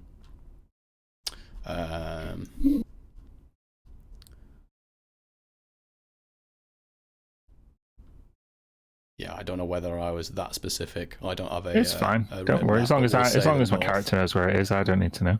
Yeah. Yeah. It's kind of like there's the main thoroughfare of the main street, and it's like right at the end of it. Really stands out on the edge of town. Mm-hmm. Everything leads up to it. It looks like albeit it's on one side, it's kind of a central like going place, if that makes sense. Mm-hmm. And then I guess I'd relay whatever information. Like, I guess I'm just discussing like the layout of the town. It's all very kind of practical conversation going into the detail, and I think I'm just waiting for our friends to report back. Really. Yeah. So after your questionings, I mean, Daxon and Gesher, you had arrived back. You can see as you're getting back, like more people are starting to mill around the sort of town square where there's like a makeshift stage and dais and podium. There are so many names on placards with flowers and grains and crops and offerings. Seem to be the people that have been lost in town, the people that have been lost in the temple, and in the middle of it is like an open coffin. With Rowland's body in it. You go to the scythe and sickle, and the door's locked.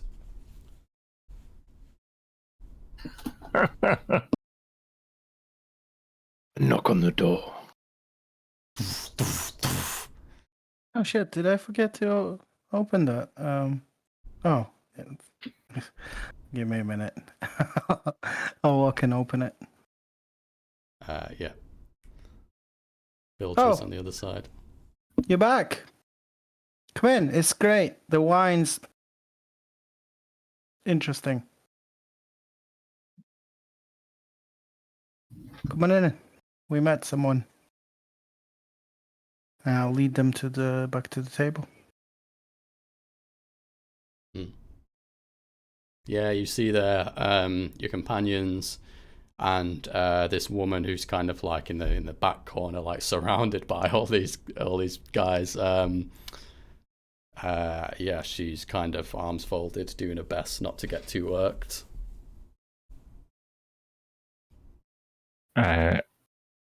Gladys, the gazer, would telekinetically bring a tankard towards the first person to approach the table. Daxon and Gesser roll a d20 each. Whoever gets highest gets the first glass. I would let Gesher. I think like on the way back, I would have because Vilger's not around, come down on all fours and just like sprinted to town, and then waited for Gesher and then let Gesher lead. Yeah. Okay. Yeah. So Gesher, yeah, you're No, handed. no. It'd be a glass. It's not like a posh upper class place, but it's like it's well to do. You can tell, like looking around, like this guy's, presuming he owns it, has like done this place up really well. Like, and it's wine is served in fine glasses and so on. No, Yeah. dive bar. Is the wine red or white? It's red. Okay. Seeing if I was going to get Gladys to use a freeze ray to cool it. Look at it. Taste it. Finer than anything I've ever had. It is fine. And Vildra, you said you tasted it as well. Mm-hmm. Perhaps the finest wine you've ever tasted. I'd like the two of you to make a wisdom saving throw. Hey, Oh. brilliant. Sounds amazing. How did look at those rolls? It's not auto scrolling for me for some reason. Oh, okay, yeah. I mean, yeah, like it tastes great. Odd almost. I mean, well, thinking about your backgrounds, maybe you've never tried like fine wine. Those are like the upper classes and the fine balls and politicians and so on drink, but you think it must be something like this. This is fantastic. Yeah, it's pretty great. I wasn't expecting that from a little town in the middle of Yes. nowhere, but pretty good. Very strange. What did you find? Did you see the statues? They are. The people within them still live. Okay, so petrified, you mean? Yes, as if by a gorgon or a basilisk or something. And yet there are no signs of such a creature passing nearby. No, not even a bent blade of grass. Gesher, can you indicate on this map where the 3 victims were? I hand him a piece of chalk. Yeah. Yeah. Again, also, straightforward to point out, especially since like you look down and like, whoa, yeah, this is an accurate map. From that is enough to sort of divulge where you'd found them. 2 quite close by. The woman in the tailor's shop is not far down the main thoroughfare, and in a back alley, a couple of streets back, is the cloaked man.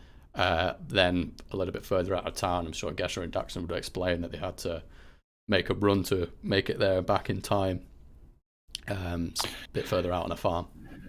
That is a very fine map. Do you not recall we were given a map earlier?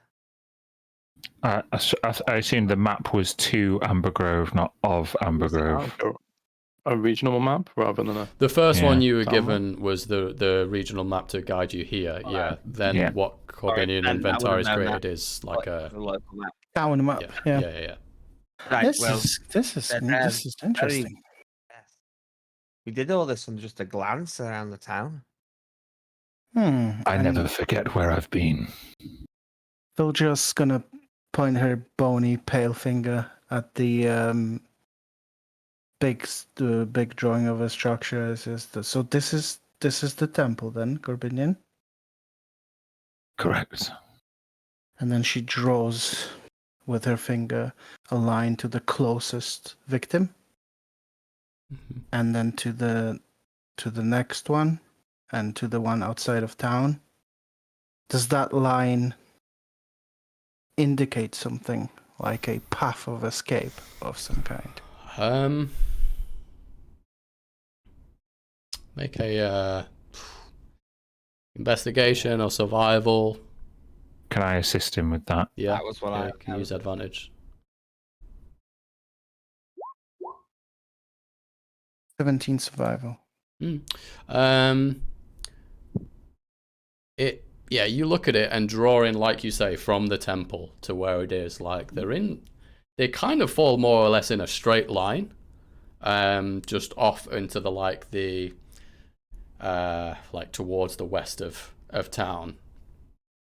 If you were to draw your line, they'd each kind of fall under the finger. In terms of like pathing, there's jumble of houses and streets in the main area.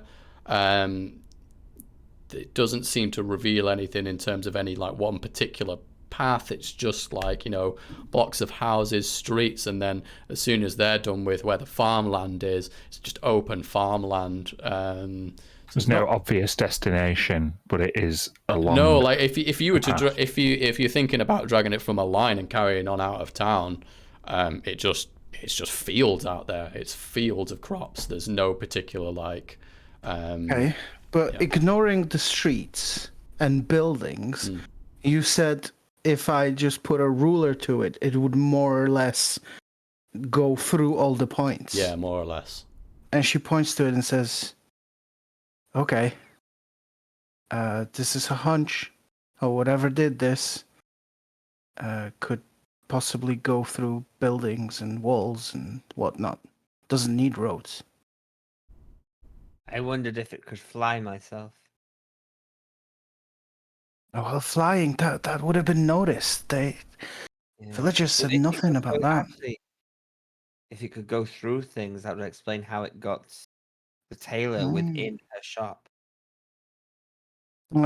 Okay, so I've got, as a blood hunter, I've got a thing that is called a Hunter's Bane, and it's I get an advantage on wisdom survival checks to track and obtain information about fae, fiends, or undead. Okay.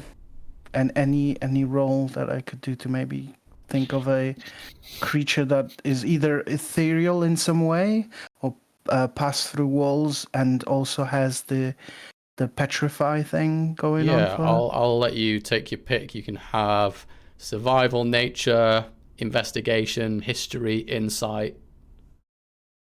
Okay. Anything trying to draw from your knowledge, even religion. You know, if you're trying to think about what creature could do it. Okay, I'm gonna go for insight, and advantage because of my thingy. 22. 22. Everything about this points out that there is no creature that would be able to do this. It can't have flown above because one of them's in the house. Can't have gone on foot because there's no traces or tracks, even if it were invisible. You know, it would have to have gone through walls and in open land. It caught someone in a building, out in an alleyway, and out in a field. The only thing is that it went in a straight line from the temple. Whatever force did it lined them up and froze them. Okay, so I think she will say something like that to the rest of them. What if it was no creature? Corbinian. What if it was a magical effect? Centered on the temple. And pointing a line. Well, Mothman, do you think we should investigate this religious building next? It seems to be where all the arrows are pointing, as it were, but we're not going to attend this funeral of this hero of theirs. No, I think we should. We should definitely attend it. You hear at that moment there's sort of commotion picking up from outside. You're a stone's throw from this town centre. Those brave enough to pipe up near the exit. Please, may we leave now? We just wish to mourn our families and our hero Rowling. No, you'll all die. No. Go. Yeah, everyone kind of filters out. If they're gonna get attacked again and everyone's together, then at least we got some bait for the That is whatever it is. That is something I was thinking about too, as well, Mothman. There's a lot of people are gonna be in one place. Sharks and other hunters can smell that from miles away. We could be in for something interesting, at least. Let's get ready.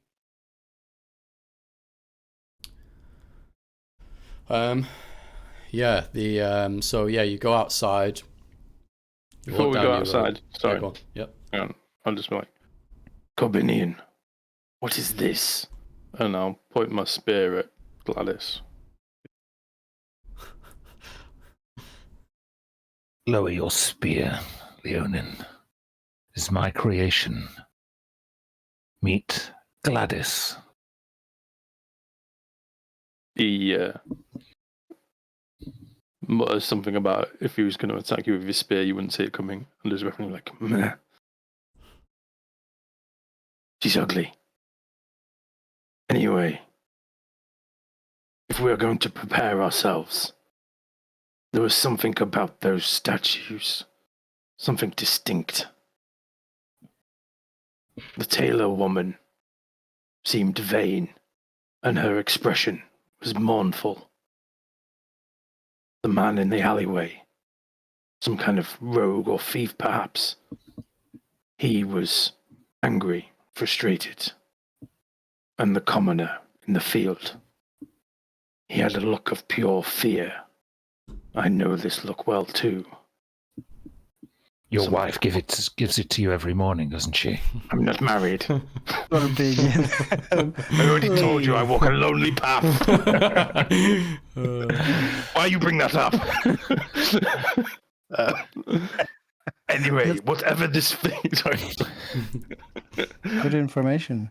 Methinks the lion does possess it too much. I would say our current hypothesis is that there is no connection between the victims other than their momentary accordance with a line of sight emanating from the temple. However, it's merely a working hypothesis and something we should take under advisement. I wonder. Good. And looking at the map again, in the direction opposite. So if you extend the line the opposite way from the temple, the opposite direction to which we've it, I wonder if there are any magics along this line as well. Oh, Or so is you it- mean if you took from like where the farmer is all the way back down to the temple and then carried on? Yes. Yeah. That way, nothing of note on the map. In fact, the temple is on one side of town, and beyond that again is just fields from there. Before it goes a way out, before there are other towns, maybe some miles over. Eventually back to the city, but that would, if you'd gone out in that direction, it would have just gone past the city. With that, however, the barman, the half Genasi, if you have but an ounce of respect, you do better to put that thing away. People want to pay their respects to Rowlin and their families. They don't want to be terrified by another being. Least of all after what happened yesterday. Gesturing towards Gladys, the gazer.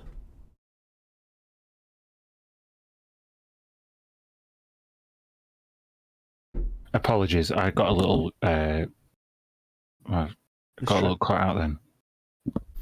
No, he was just saying that if you'd had an ounce of respect, you'd put that thing away. People don't want to be terrified while they pay their respects. Do I want to make some sort of cloaked, floating fucking familiar? I can dismiss it and can I dismiss it and resummon it without recasting the spell? You I can, can't I? Good night, Gladys. Yeah, and on the way out, and just as you, Daxon, were commenting on what the different statues, like the expressions they had on their faces, just someone kind of like absent-mindedly picks up as you're speaking about the one that's in the back alley and goes like, huh, Luca always was thief. And then like the person next to her like, no, I heard that Luca was falsely accused. He was going to be cleared of his crimes.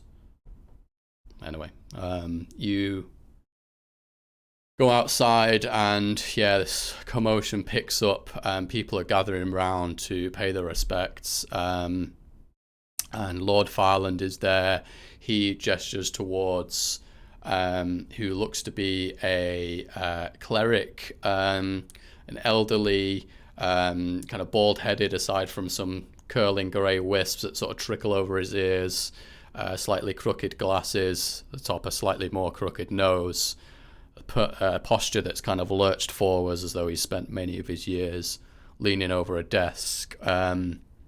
Lord Farland announces, to see off and make their rights, our cleric, Aubert Millennieu, Aubert, and he approaches the podium, kind of rambles on some ceremonial prayers and things like that, gesturing towards Rowlin.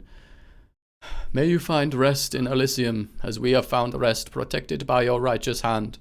Far lie the dangers of the outer wilds, repelled by your oaken shield. Now we may never repay our debt, but you shall be forever remembered in our hearts. It goes on, and he gestures to there's a whole bunch of at least maybe 40 or so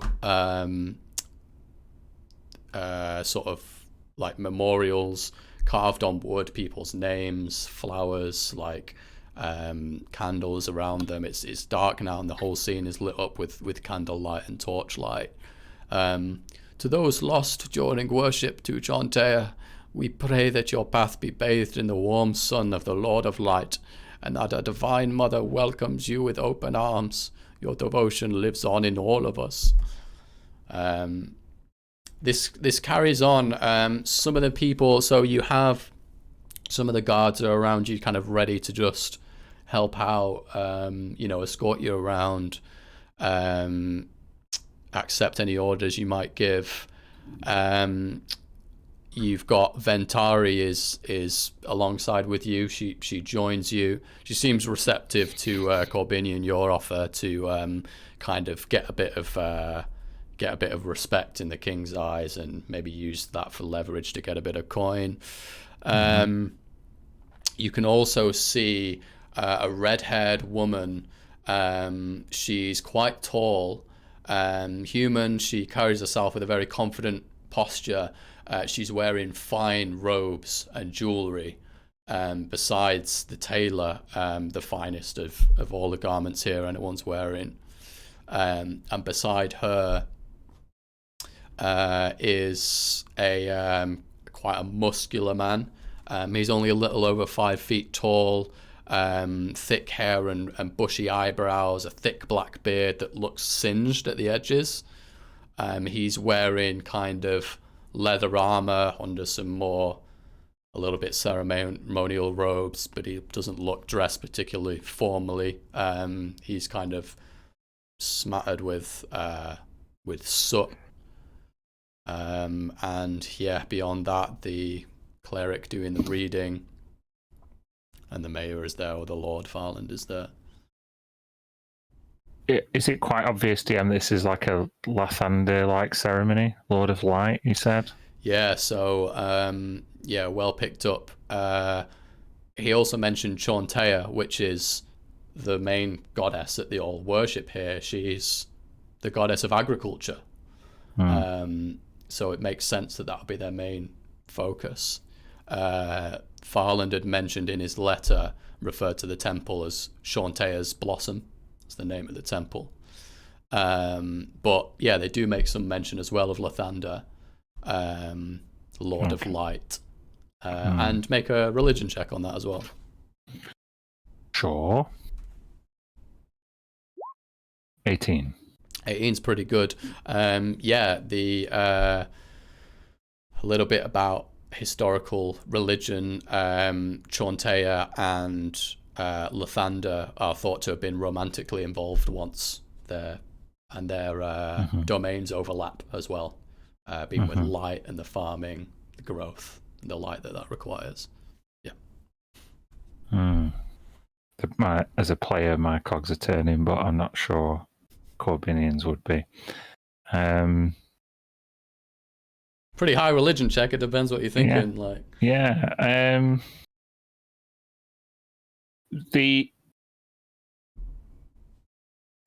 The red-haired woman and the man with the black beard, these two people he pointed out to us. Say one of them especially doesn't look particularly. Is it just not bothered by the ceremony, or does it look like actively anti-religious? Make an insight check on that one. I would say, for a bit of help, Gesha, what do you make of these? Just to try and get some advantage. Yeah, I'll open that up to the whole party. You're close together. You're kind of like sussing things out and whispering to each other. You can all make an insight check on that one. Yeah, I was gonna ask about that next. I'll cast guidance on myself as I make the check. Guidance! Yeah, you kind of hearing that some of the prayers are in reference to Lathander, and you think about his light, and everyone's kind of in Chontea, and everyone praying to the god, and kind of like bit of devout religious chatter makes you feel like guided, and Mothman rolled a 5. I'm guessing what happens is all his moths like run away to the fire and he's trying to catch them. To say that my rolls are consistent this evening. Yeah. What did we all get? 16. No, inside the woman. 26 from me. Yeah, I gotcha. So Daxon and Gesha Daxon, you're saying specifically for the woman, she just kind of has this air of like she fucking loves herself. Like it's not that it's not by any means that it's bereft of like grief. You know, this is like a solemn event, and there's no shortage of her being like, you know, she looks genuinely upset at what's happened and all these people that have passed and stuff. But even in that, she holds herself with such a high posture. She like plays with her jewelry. Yeah, she seems quite into that.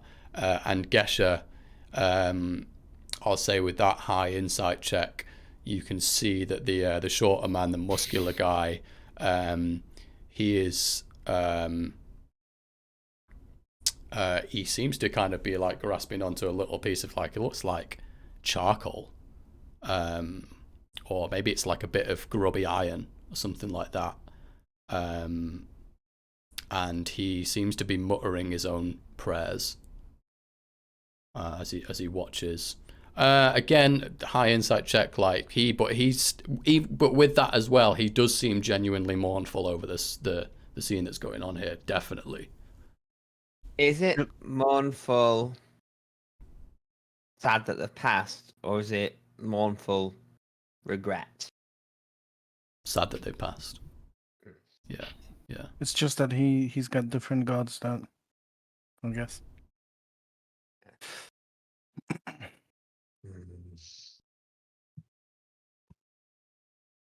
Well, then that was uneventful. I expected something to happen, to be honest. And she's caressing the edges of the hilt. I was hoping something would happen, to be honest. Yeah, I know. Scours the crowd. It is good that those here have respect for the ceremony.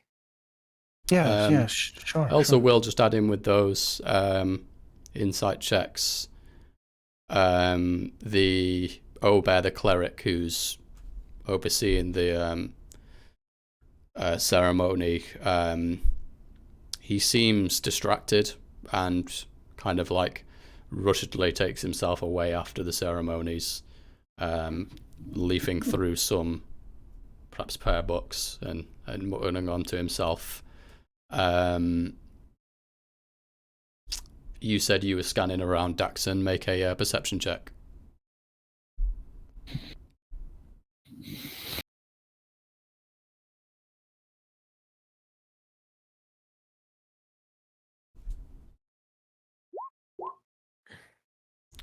Oh yeah, enough to kind of pick up on lip reading and maybe close enough to listen.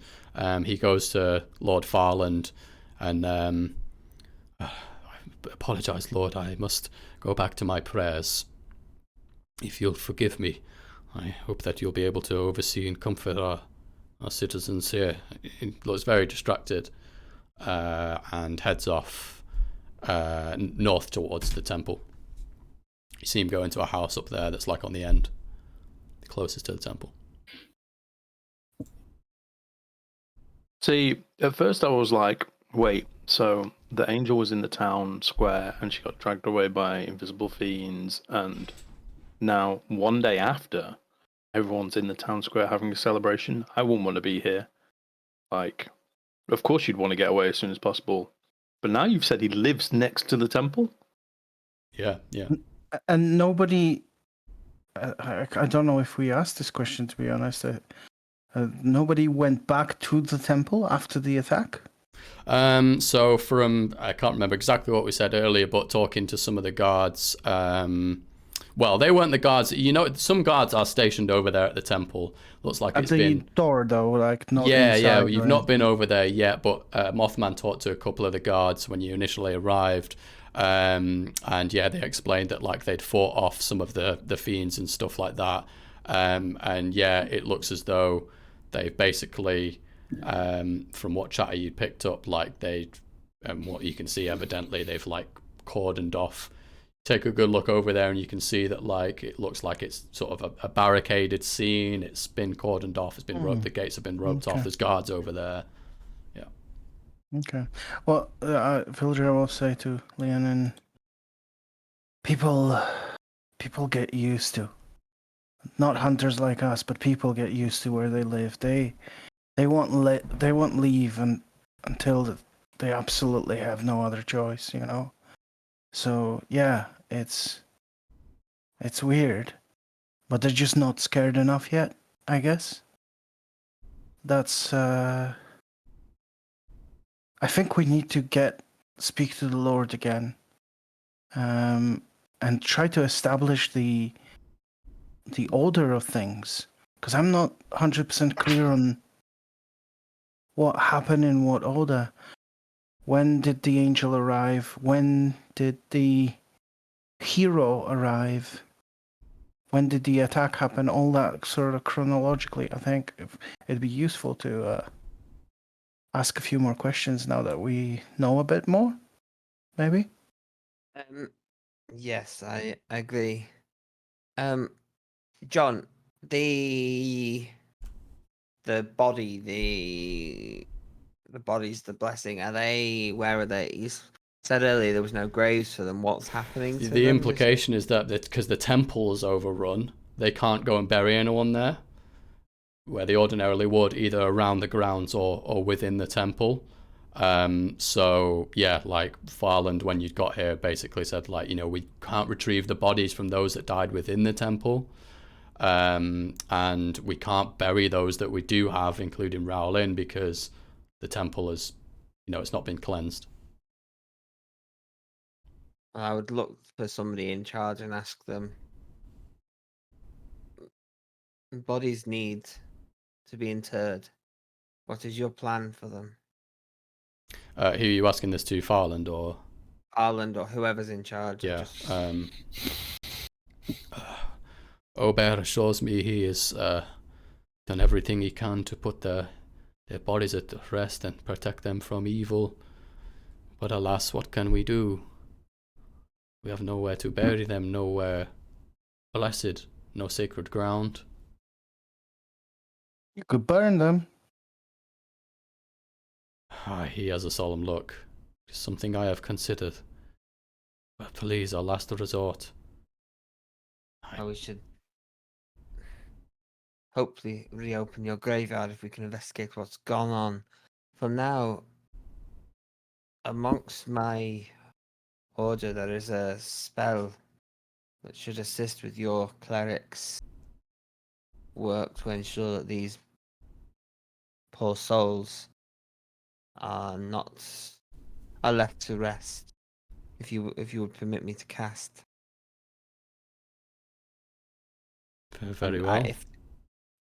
I will, based on what you sent me, John. I would like to cast the special version of Bless on the bodies. Okay. From the the Mortark version. Yes. I don't have that up now. Can you remind me? It's Mortarks use a unique version of the Bless spell, which is cast on graves, both to present the buried corpse from becoming undead, and also to keep the undead away from the corpses. And that spell lasts for a year. Absolutely. So,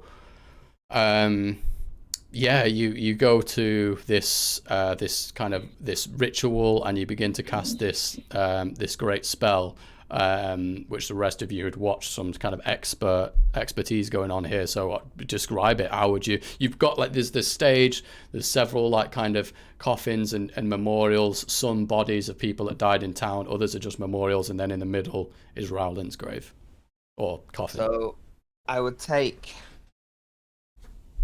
put down my pack, put down my weapons, lower my hood so my face and my talk can be very easily seen.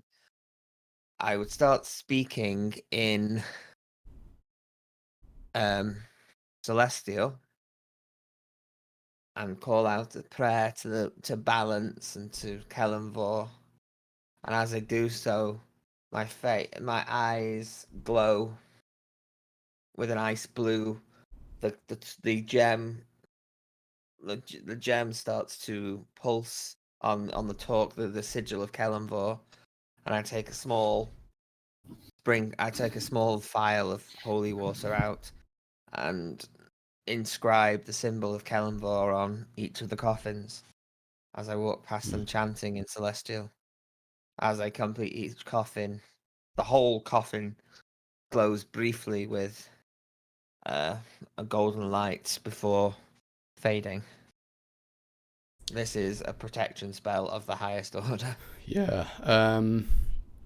I think, yeah, it goes a long way to like putting people at ease. I mean, people have got, here, they're afraid.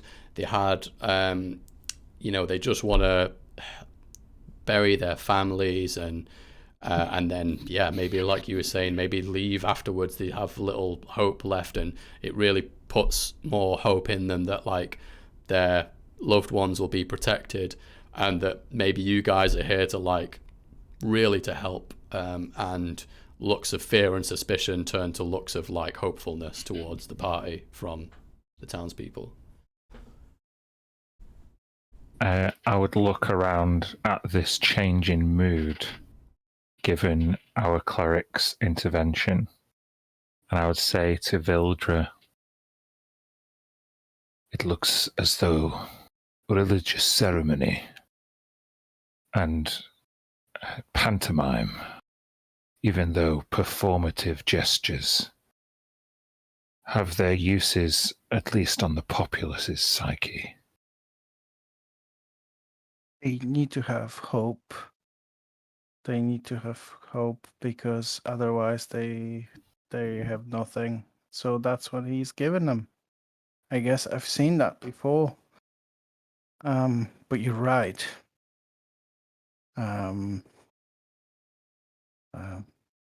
More pantomime than anything.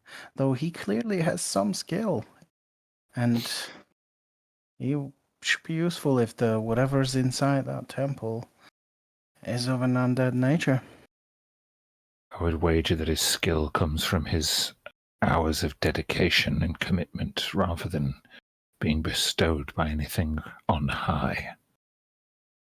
Well, that may be, but I'll tell you what, I'm getting a bit anxious about the hunt that awaits us inside. I really do hope it's not the undead, though. They don't carry a lot of blood. Perhaps our insectoid friend may be able to scout the temple before we make our entrance. Something, you know, there's something going on. Someone, obviously in this town, knew. And as much as I would just love to burst in there and let these babies do the work, you know how hunt against the big ones go. If you don't know about them, Only fools rush in. True to that. And we are no fools. I lean down and turn to see where Mothman is. He's kind of not doing anything special. He's just kind of milling around and taking in what's going on, really.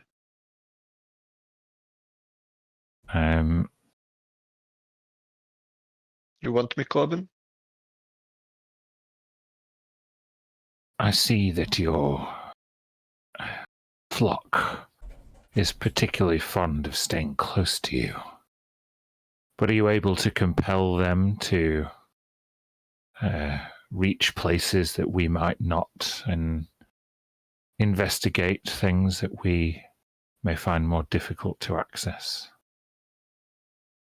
Well, I can speak to the animals if that's what you mean.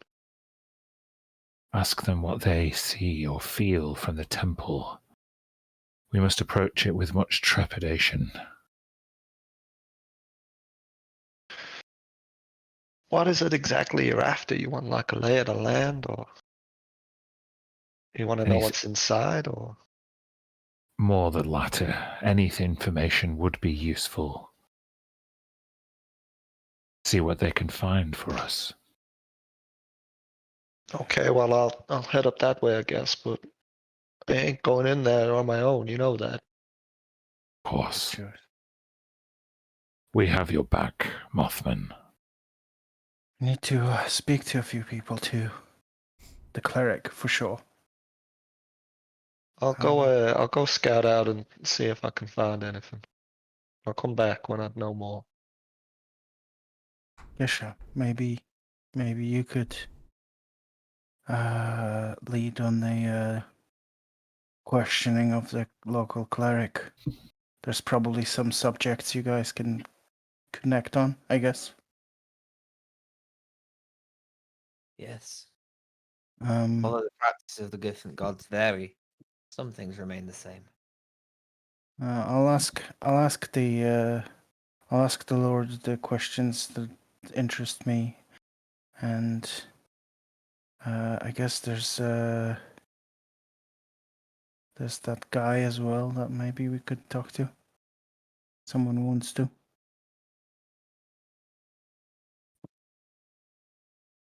Very well. Yeah, pick up having finished the spell, I pick up all my items and pull the hood back up. And you see his eyes return to his pupils return to normal from the slits they were briefly.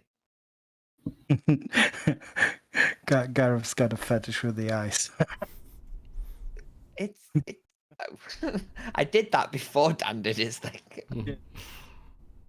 So I guess we're gonna split a little bit. I'm gonna speak to the Lord. You've got a Mothman's few going. objectives. Do you want to speak to some different people? Maybe scout out the temple. Should we take like a 2-minute bio break and come right back? That's cool. Yeah. Sounds Oh, Sounds yeah. good to me. Sounds We'll good. be right back.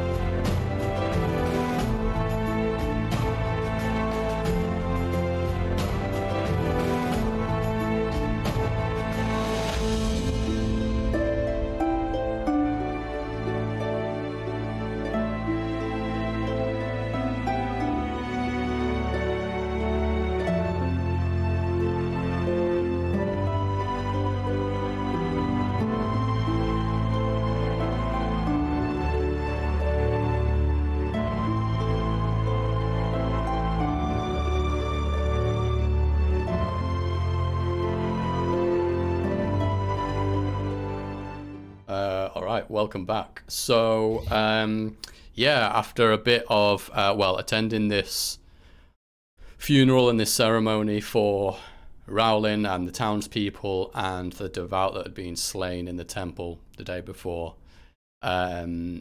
you've picked up on a couple of characters you hadn't seen before. You've seen those that you have kind of pay their respects. The cleric Aubert seemed distracted and has left, but Lord Farland stays and comforts his people. You do see that once the kind of ceremony itself is completed, quite a lot of people are going over to the red-haired woman. They seem to be kind of paying some kind of respects or kind of like bowing and giving thanks. She seems like she has like a social, a lot Position? of social credit. So, and there's the temple, which you've not investigated yet, which you might be having a look at. So who wants to do what?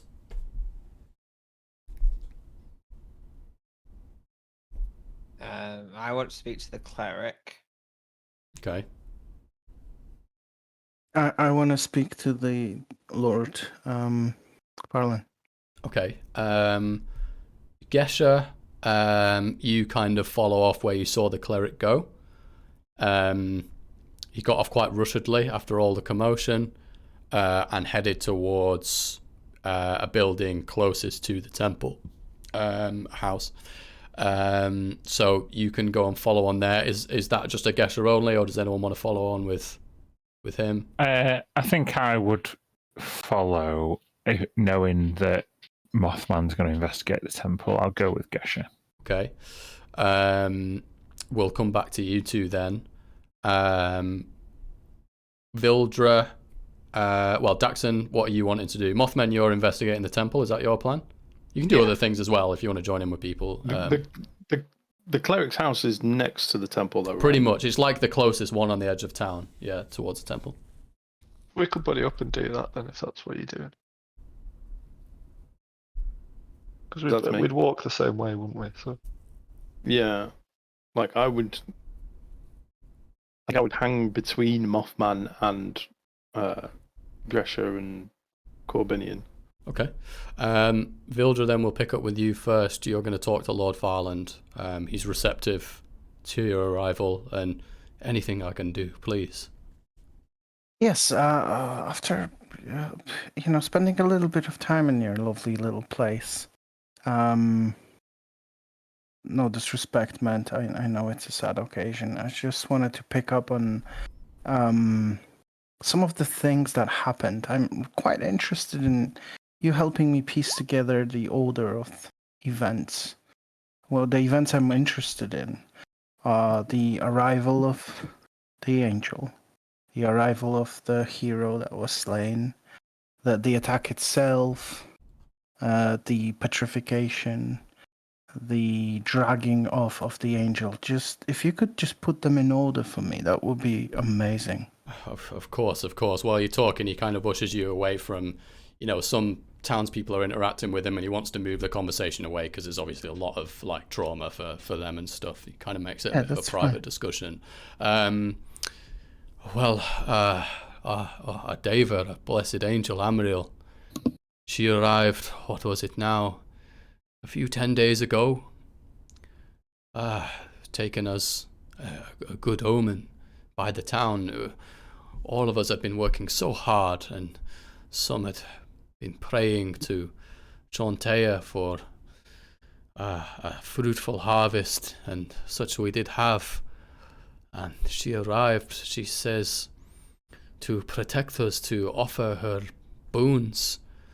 And she did. Many townspeople, even those who were not devout before, prayed to Amriel, and many received boons in return.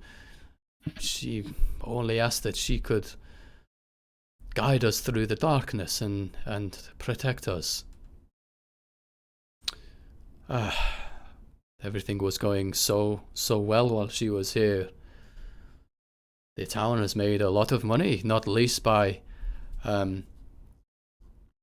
pulling up. Janessa Redglide, her winery saw so much success since she had prayed and sought counsel with Amriel.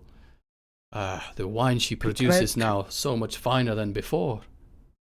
I point at the red-haired woman. Is that her by any chance?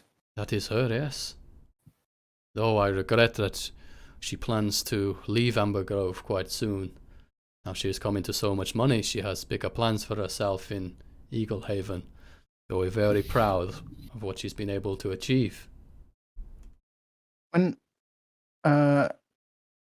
your angel arrived, did she say why she came? She explained to us that many of her kin, they wait behind the celestial gate in fear not to tread among mortals, to be vulnerable to the forces of evil, but she could not lie by and watch. She wanted to protect us. She wanted to risk her own life to stave off evil and protect us, and that she did. In the moments before she was dragged away into the temple, devilish creatures came and she slew so many in flashes of light. But a moment later she was dragged down back into that temple. I will never forget her screams, otherworldly as they are. Okay, so this is what happened next. She arrived, there was boons and everything was going well. People were making lots of money, especially your wine vendor or maker. And then what happened one day is the devilish creature attacked her in the middle of the city and dragged her into the temple. Is that what Small happened? devilish creatures first. Shock, hard to say how things unfolded. As if from nowhere they sprung out from hiding places, or from nowhere at all, slashing and clawing. Some of them passed by as rats and then burst into a violent rage. Slaying people, our guards ran into action. All of us that could, we fought. Rowlin was here and he slew many too. When did he alongside with arrive? Amriel. A few days ago. He had been here only 3 days before this happened. He had returned from his travels in the Outer Wilds. The Order of the Oaken Shield. They patrol the Outer Wilds to stave off attacks from beasts and monsters outside, to keep Eagle Haven safe. He was in semi-retirement, you could say. And When he arrived, everything was okay for a day or two. yes, indeed. We celebrated along with him. I had many a drink. We shared fine wine together and regaled our stories. He was a great man. But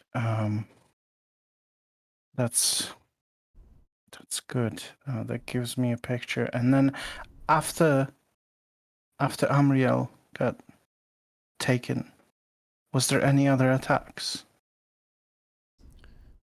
The attacks were all over town and in the temple. There were screams from within. More and more people had begun to pray at the temple than before. It was but a few 10 days ago, like so many places in Eagle Haven. Well, you know, you must if you've been here. People's faith wavers. Few are so devout. Though we pray and recognize the existence of gods, not many attend temples so often as they did in generations lost. But when Amriel was here, their faith was restored. There were many devout worshippers in the temple, 20 that night. Screams from within were theirs. Rowlin rushed into the temple, along with some guards. They had never made it out, and he was wounded. He had to retreat, and later died of his wounds. He was the only one to escape. That's why you have his body. Yes. Aside from a few that had died in the streets here in town.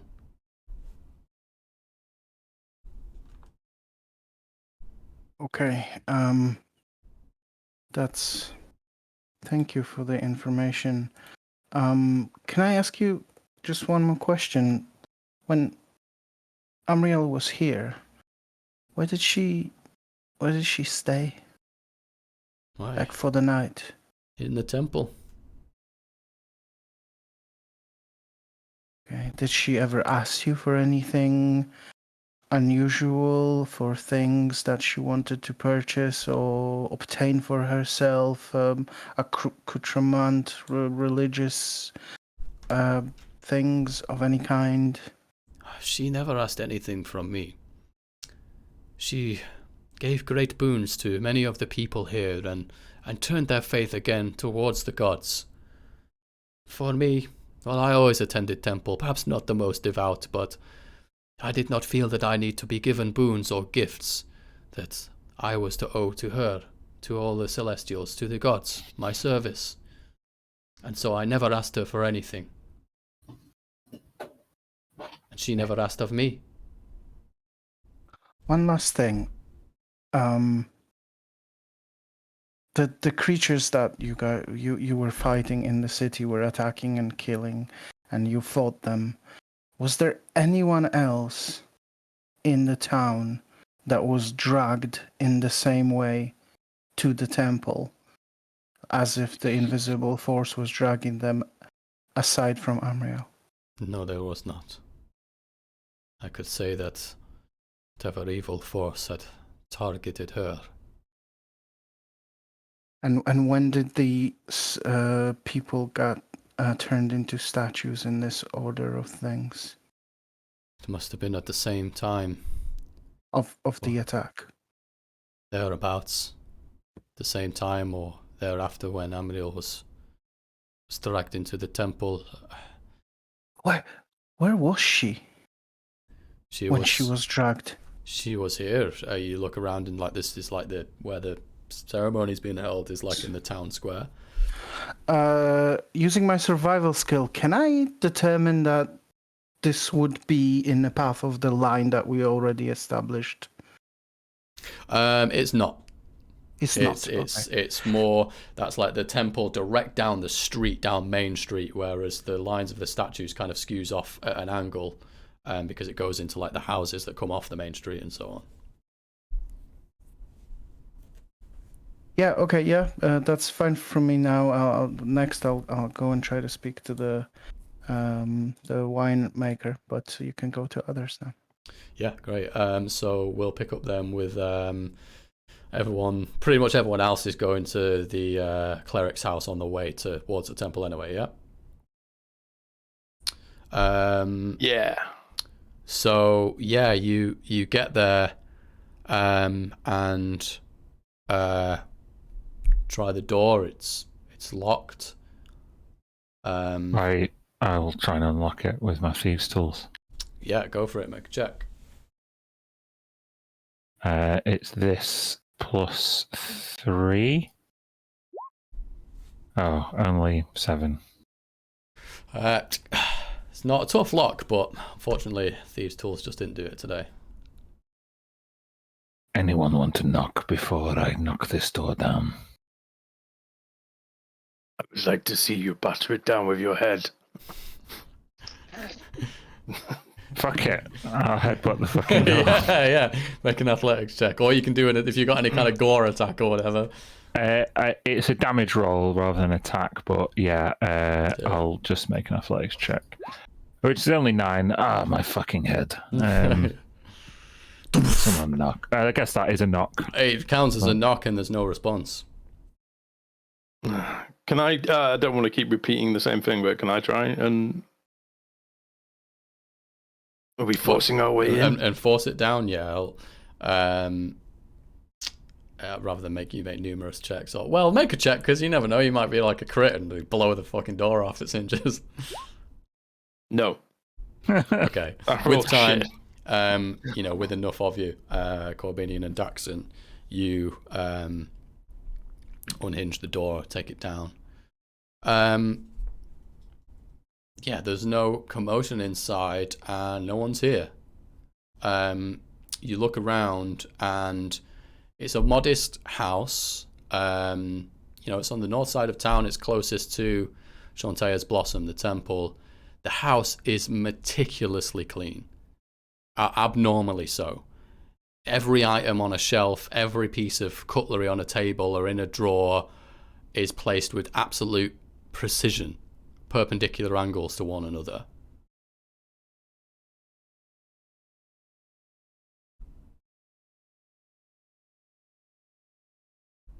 I look around suspiciously and ask my colleagues to take a look around while I start casting a ritual.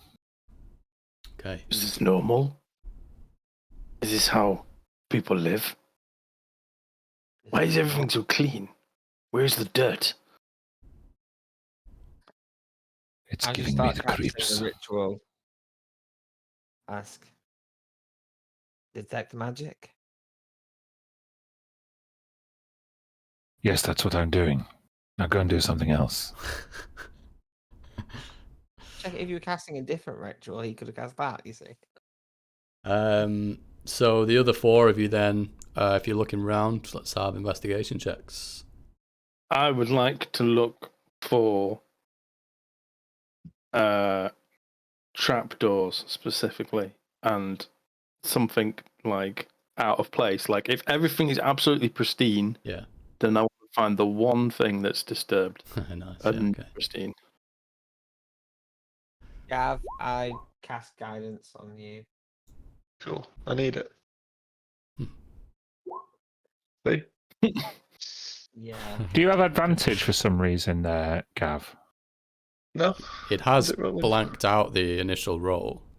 Yeah. Oh. Maybe I just misclicked and clicked on the plus. Always No, advantage. it's likely some situational thing that will say something for your class. You get advantage on something because of something. Surely not an investigation. You not got a little Investigation on green insects. A next to investigation. No, there is one for stealth because of my cloak. I might have just misclicked it. Done a like lazy click or something. I don't. Let me try it again. Yeah, it's done it that time, isn't it? Oh, Let's do it again. I probably just misclicked it. Mhm. Apologies. Vildra as well. Oh, I'm not there. Oh, But of course. Sorry. Yeah. Sorry. My bad. Yeah. Cool. So, Gesher, Daxon. So, Gesher, what I'll give you straight away. What you pick up. I mean, this cleanliness, and not just cleanliness, but absolute order. It's almost as if this person is offended, would recoil away from mess or chaos. And what strikes you unusual about that is from what you've seen of other people's houses, even when you went in Walbury's tailor, obviously like when you went to the farm, what are the things you've seen, even in the Scythe and Sickle, which is quite a fine establishment. People here pray to Shantea and it's a farming town. There's dirt around. There's like plants and stuff. People have like bushels of crops near the entranceway of their rooms and stuff like that. And there's a complete absence of that in here. Daxon, also a 17, but because you specifically said you were looking for disturbed or like things that might be unturned and stuff like that, you're looking through a wardrobe, and there does seem to be like a loose board in the back of the wardrobe.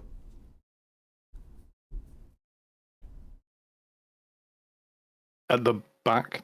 I know you said at the back of the wardrobe. You open it, you're looking through stuff, and the panels, one of them is kind of like jagged and looks like loose, which again, like even the stuff that's like carpentry and stuff like that has all been gotten down to a fine, precise thing. So this is unusual.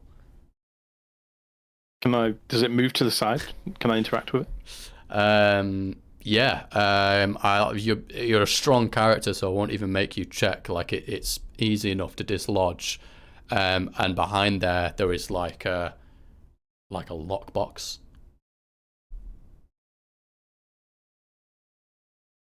I'll take it out and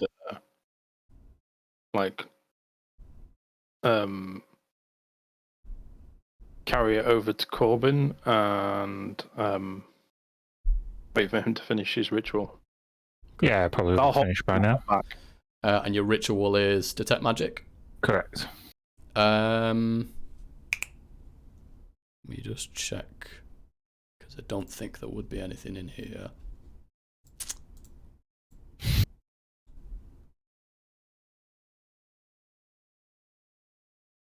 D&D Beyond's a bit slow. It's 30 feet. Concentration 10 minutes. Yeah, I The think spell with can penetrate most barriers, but it's blocked by a foot of stone, an inch of common metal, thin sheet of lead, or 3 feet of wood or dirt. yeah, you pretty much can get everything in the house because it's like wooden walls and stuff. Mhm. And no, nothing magical. Not really. Like, you maybe pick up like a little bit of there's the odd, like, you know, amulet that's dedicated to Chauntea, things like that, which are not magical in themselves, but perhaps have a little twinkle of radiance about them. The box that Daxon brings to you is not magical, but you get that sense of it, like it's enough to block. Okay. So you can't sense inside it. I would. He would be hiding the box in my back. Oh, well. But he would be getting a sense of like arcane magic coming from me. From the blood spear. No, I think that would like the blood spear would definitely ping up as like a magical item, but like just from me in general, you would be picking up slightly What kind of wild magic? arcane energies. Okay. I'll say, Daxon, you seem to be registering in my divination spell. Either you're suffering from some arcane malady or you have some innate magical power. Did you find anything? Ah, I did. And I present the box. I found this, and I didn't use any divination to get it. And hand it over to Corbin. Well done. I've been sat here for 10 minutes and the box found me. I'll take the thieves' tools out and attempt to unlock the box. Yeah, go ahead and make another check. Again, this plus 3, so 20. Oh, 20 is definitely ping straight open. Inside, you still have your your detect magic up, and this isn't a magical item either. But there's a shambled together letters inside, organized papers. First glance appears to be diary or prayers or something of that description. I sit back down into the chair, relaxing, and take the paperwork out of the lockbox. Daxon, I wonder if you might find some of that wine we were served in the inn here. Maybe our temple attendee has a private stash. Do not imbibe fermented fruit. I wasn't asking you to drink it, I was just asking you to find it. Yes, whatever. Find some wine. You'd find it pretty easily, since you're kind of turning the place upside down. There's 2 bottles in front of them, 2 glasses, and the bottles have both been drank from and drank down to the exact point in each one. Like, even that is that meticulous. But yeah, you find some. They're still mostly full. And there's no arcane signature on the wine there's bottle not. or the fluid? There's not. Actually, You know what? I'll retcon in a little bit. We'll say the cupboard, whatever, had like lead in it or whatever. You do pick up like a tinge of. I'll say there's a tinge of enchantment coming from the wine. So seeing the enchantment kind of coming off the wine, I stick the 2 bottles on the table in front of me. I need a volunteer.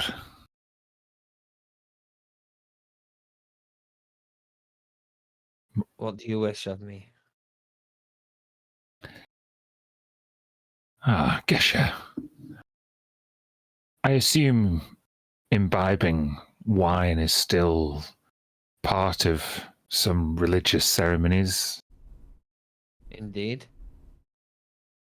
Okay. Well, do you drink normally?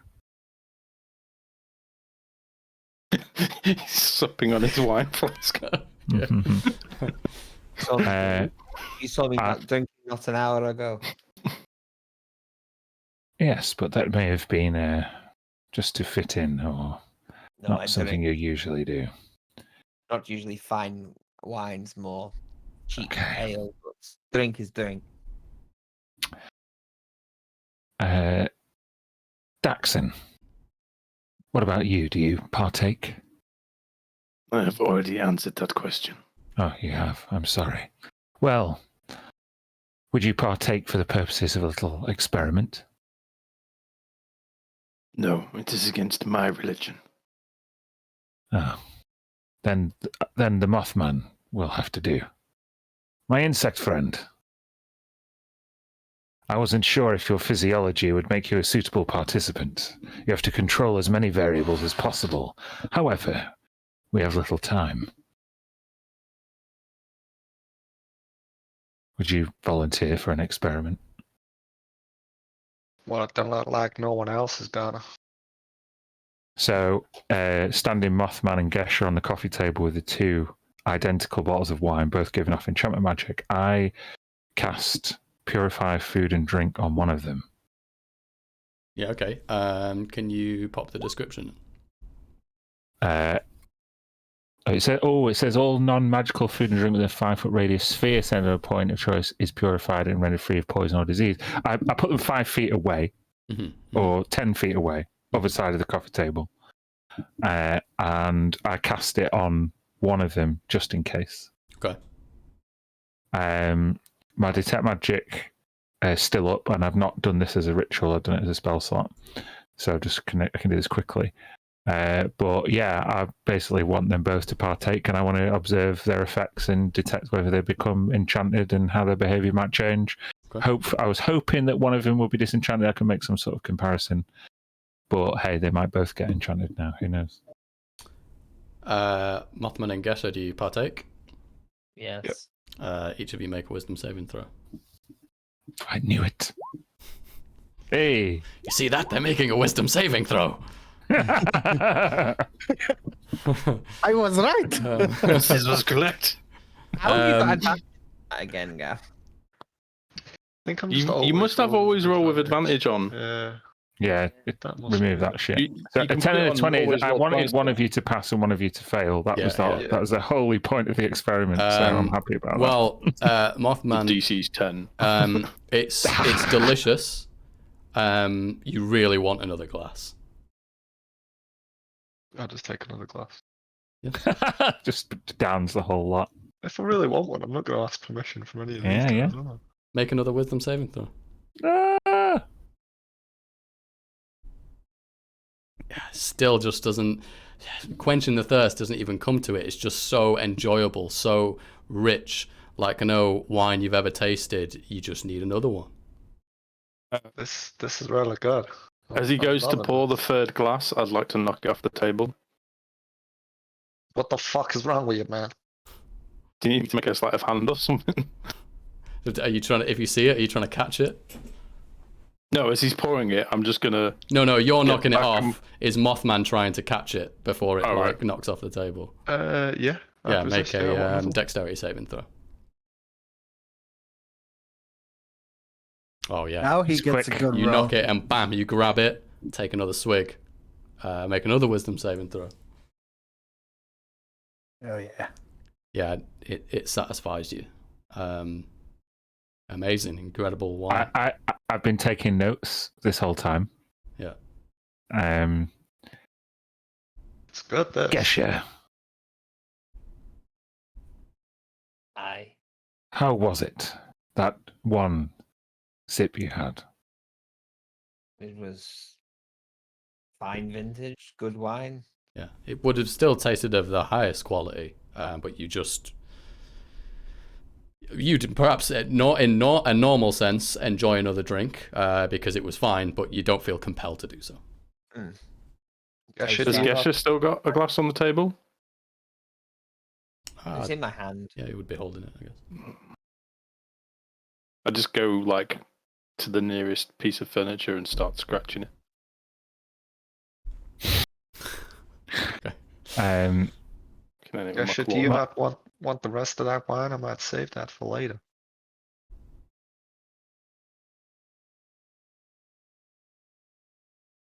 Gesher? Why not? Mothman, your behaviour, although I don't know you well, became more intense, and you almost seemed to quaff the wine as fast as you possibly could. Are you feeling in control of your own senses? Yeah, it's just good wine. I wanted more. Hmm. Why don't you try it? No. Go on. Have a little drinky.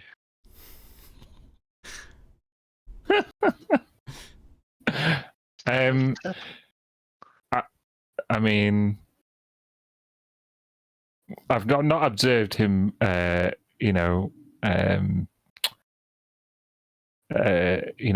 become ill or anything as far as I'm aware. Fuck it.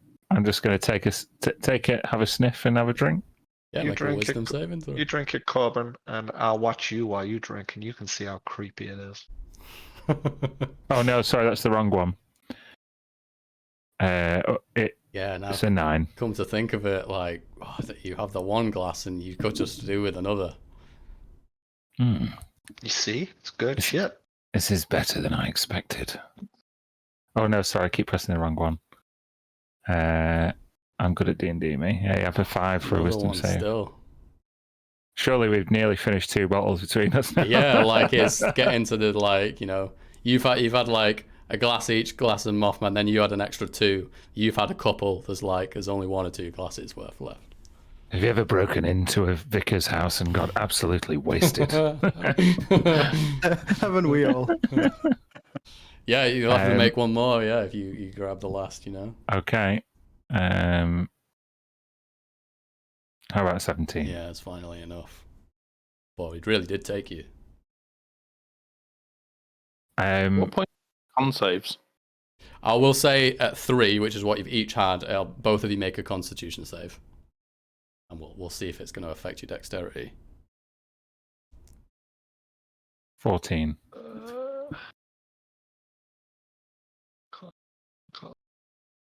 Oh god, Mothman's drunk. I'll say I would have called it What are at you least a level? 15, so I'm going to say for both of you.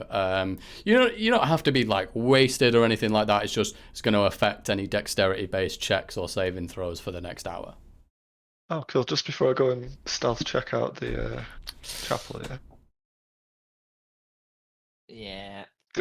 Don't drink an adventure, Mothman. Don't drink an adventure. It's fine, Mothman. It's fine. Do you know what? I've always liked you. Yeah.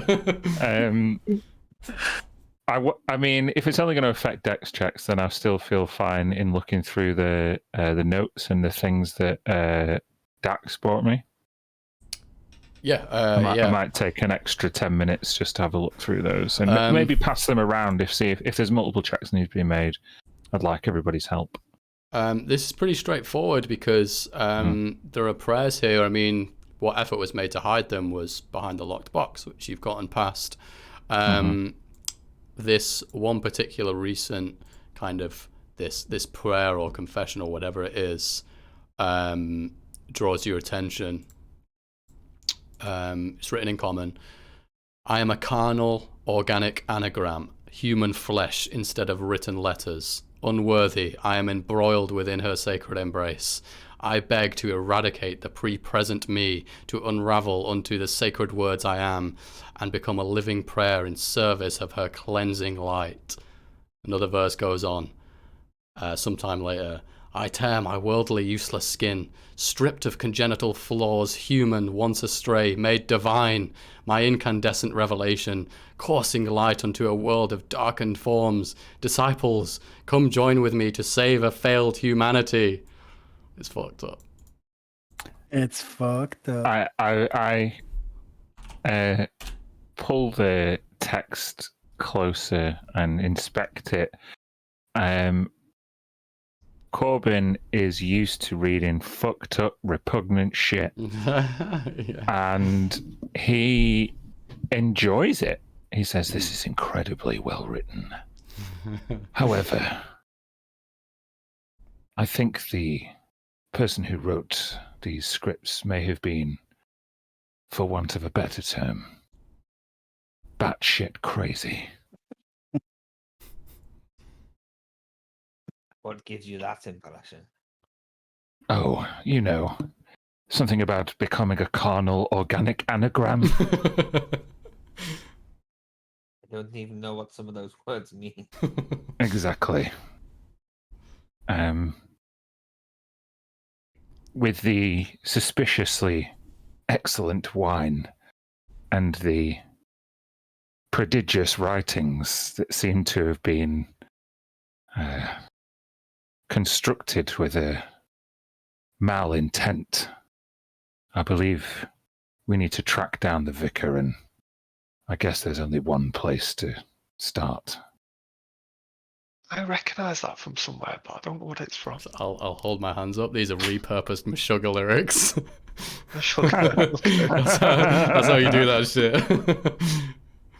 Brilliant.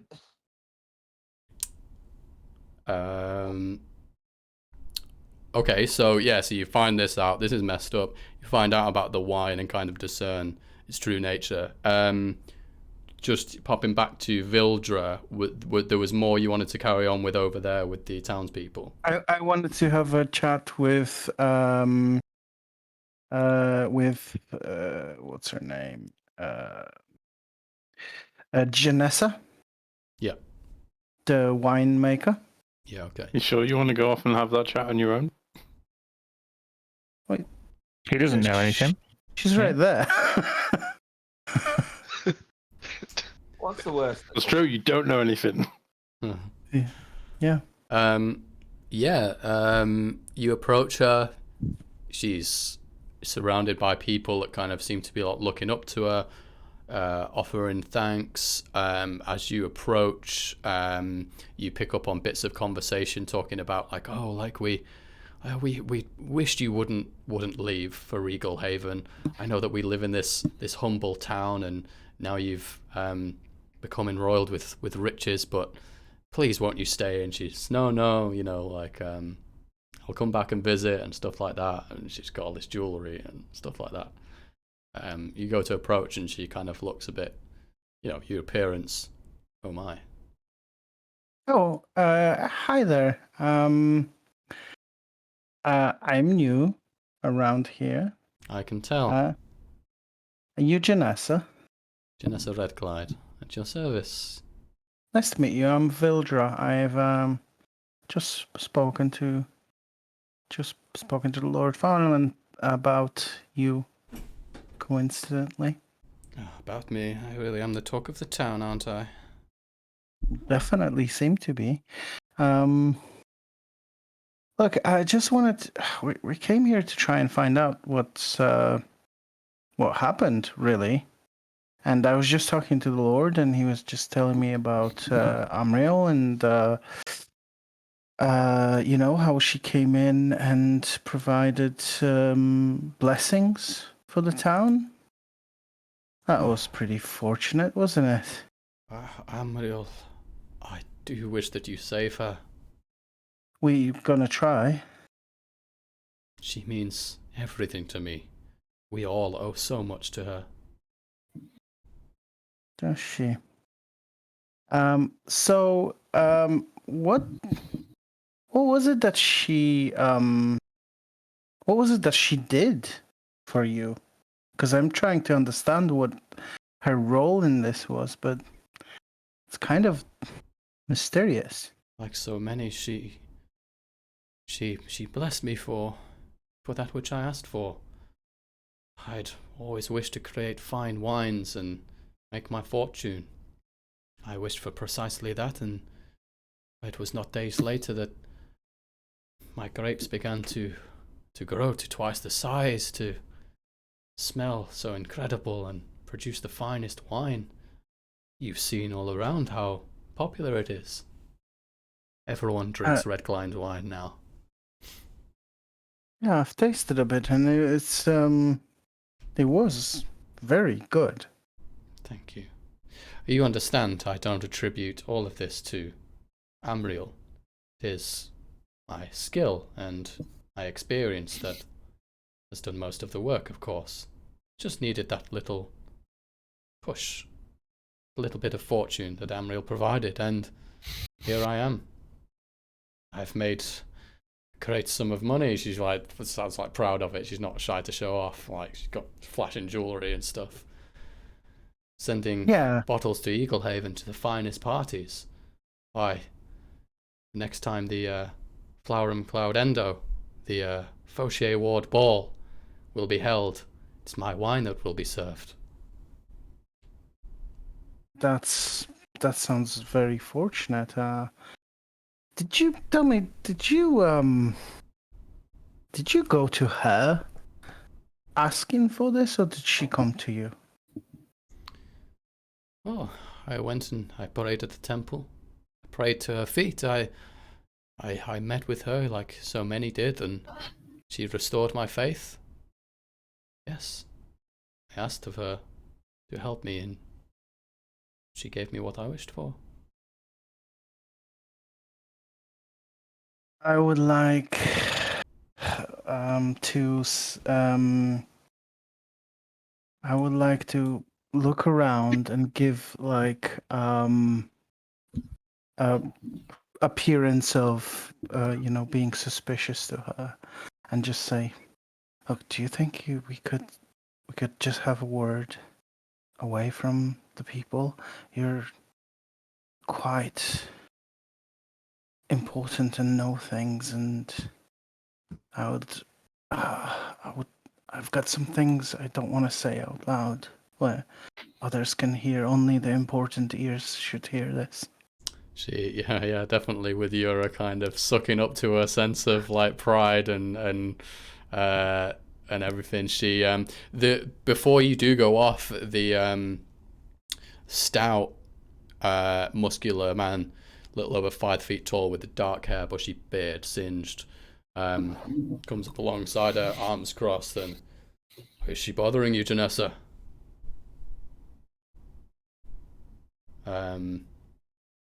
I'll wait for her to respond.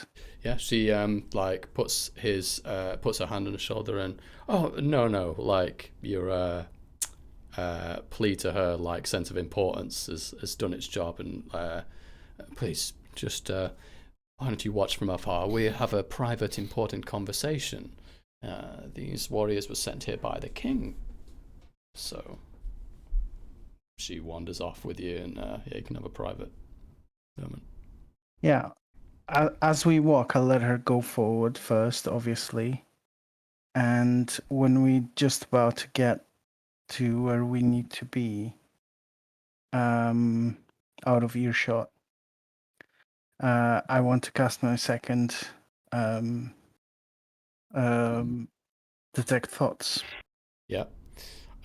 So straight off the bat, she's glad that she's been treated with importance. The kind of like sucking up to those sensibilities really worked.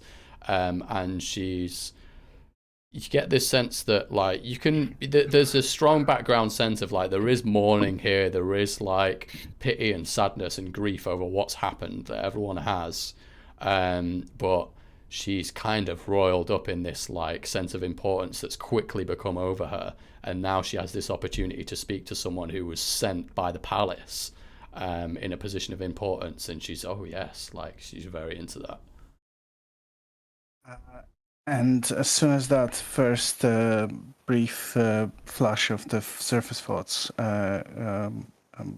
go through, I look her in the eyes and kind of lean in and say, "You said you prayed for the boon and you received it. Tell me, what did she ask in return?" Make you can persuasion or intimidation. Okay, I love to have no skills in that, but You have the detect thoughts up, so even might we'll just see how much it sways things. I'm definitely trying to be a bit intimidating about it, so let's... Ooh, rough. Verbally, she only asked for faith and devotion.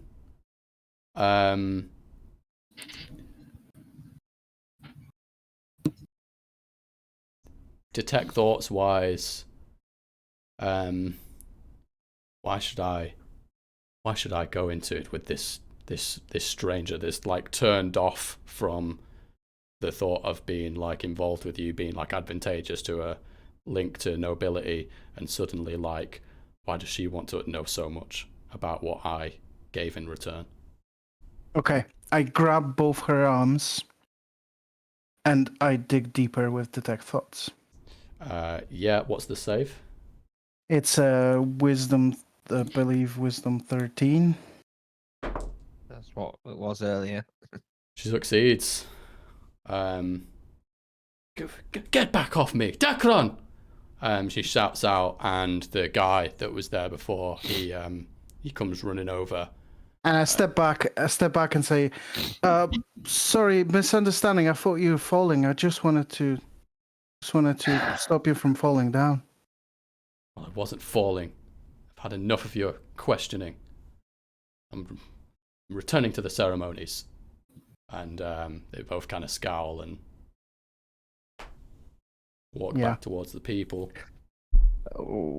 Vilja was just a little bit disappointed that it didn't go exactly her way. She was somewhere on the verge of going into murder hobo, but she stopped herself and she would go and try and find the party. Yeah. For the rest of you, after drinking all your wine and all this to do, Vildra enters through. You walk through like the door's been busted off. Whoa, you don't know how to knock, Caribbean? You tried knocking? Ooh, Dan gets kicked out. Was his Discord's frozen? I think. He might be reset. Oh yeah, he said that. Found anything? You guys like rolling his eyes internally. Where is he? Where's the cleric? I thought you were gonna talk to him. Muffman, why are you swaying? Never mind the cleric, Vildra. Do you want to try some of this wine? Delicious. Is that not the same wine that it's been blessed, you know? Just spoken to a woman that well, she made shit ton of money on it. It's not just been blessed. Yeah, it's There is good. magic in the wine. Try it. I mean, it's all right. I'm okay for now. These people seem to like it a lot.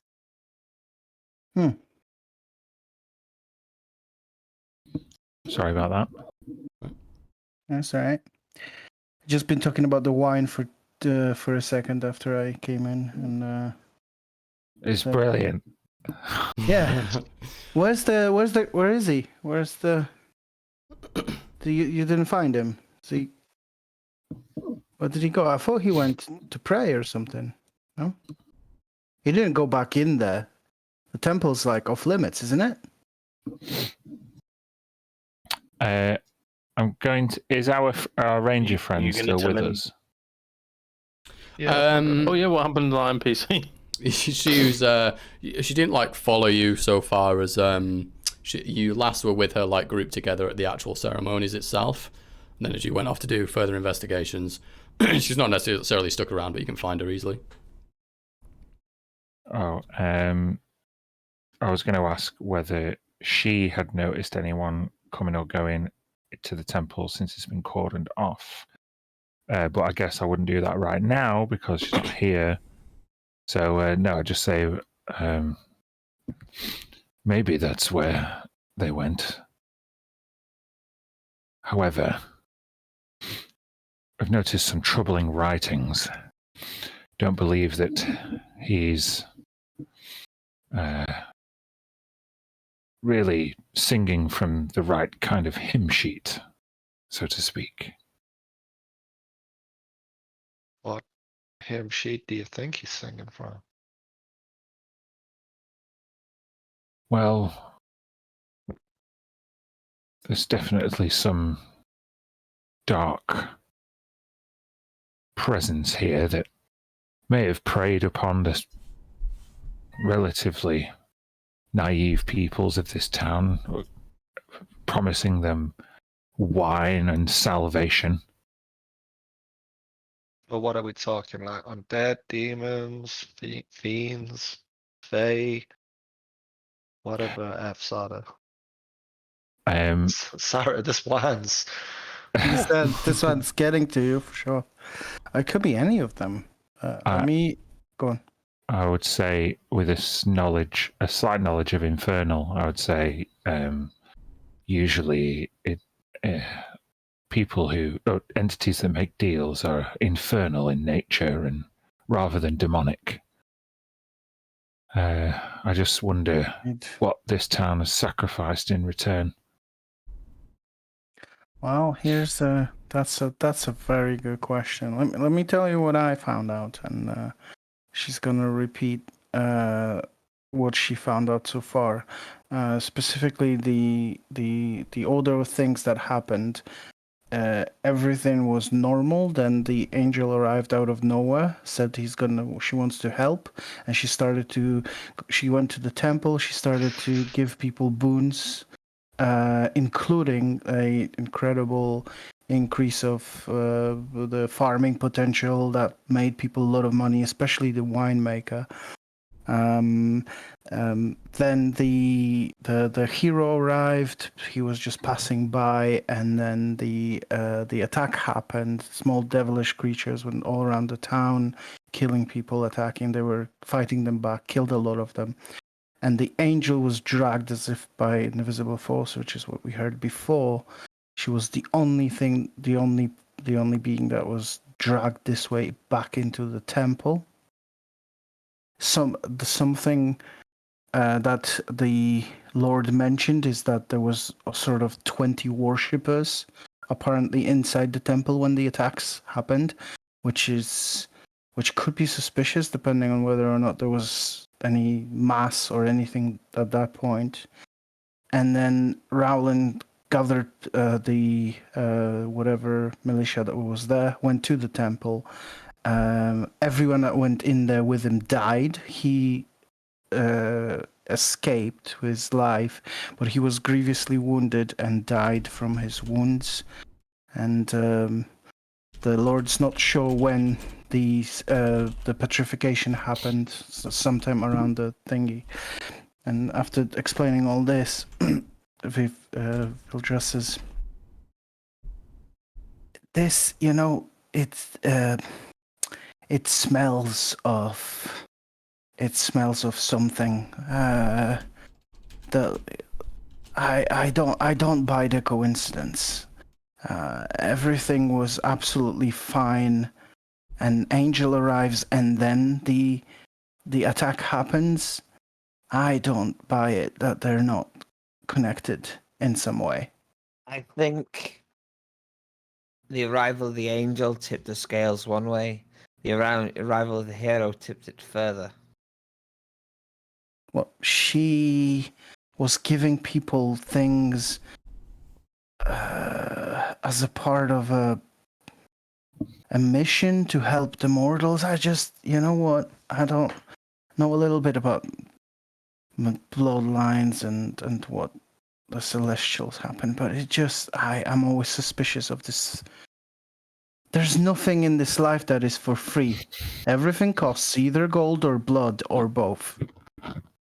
Do we know if the people who were petrified made any deals with this angel? We do not. We should ask. You did mention that the woman in the the woman, the seamstress, the woman that made the clothing, right? Yeah. She looked like she's very richly clothed, so she could be very successful as well. I'm not sure if I specifically mentioned this earlier, but you would have specifically noticed, I think it was Daxon and Gesher that were in there. There were a number of fairly simple, decent garments that had been made, and then you saw in there that there were 3 very fine, expertly made garments.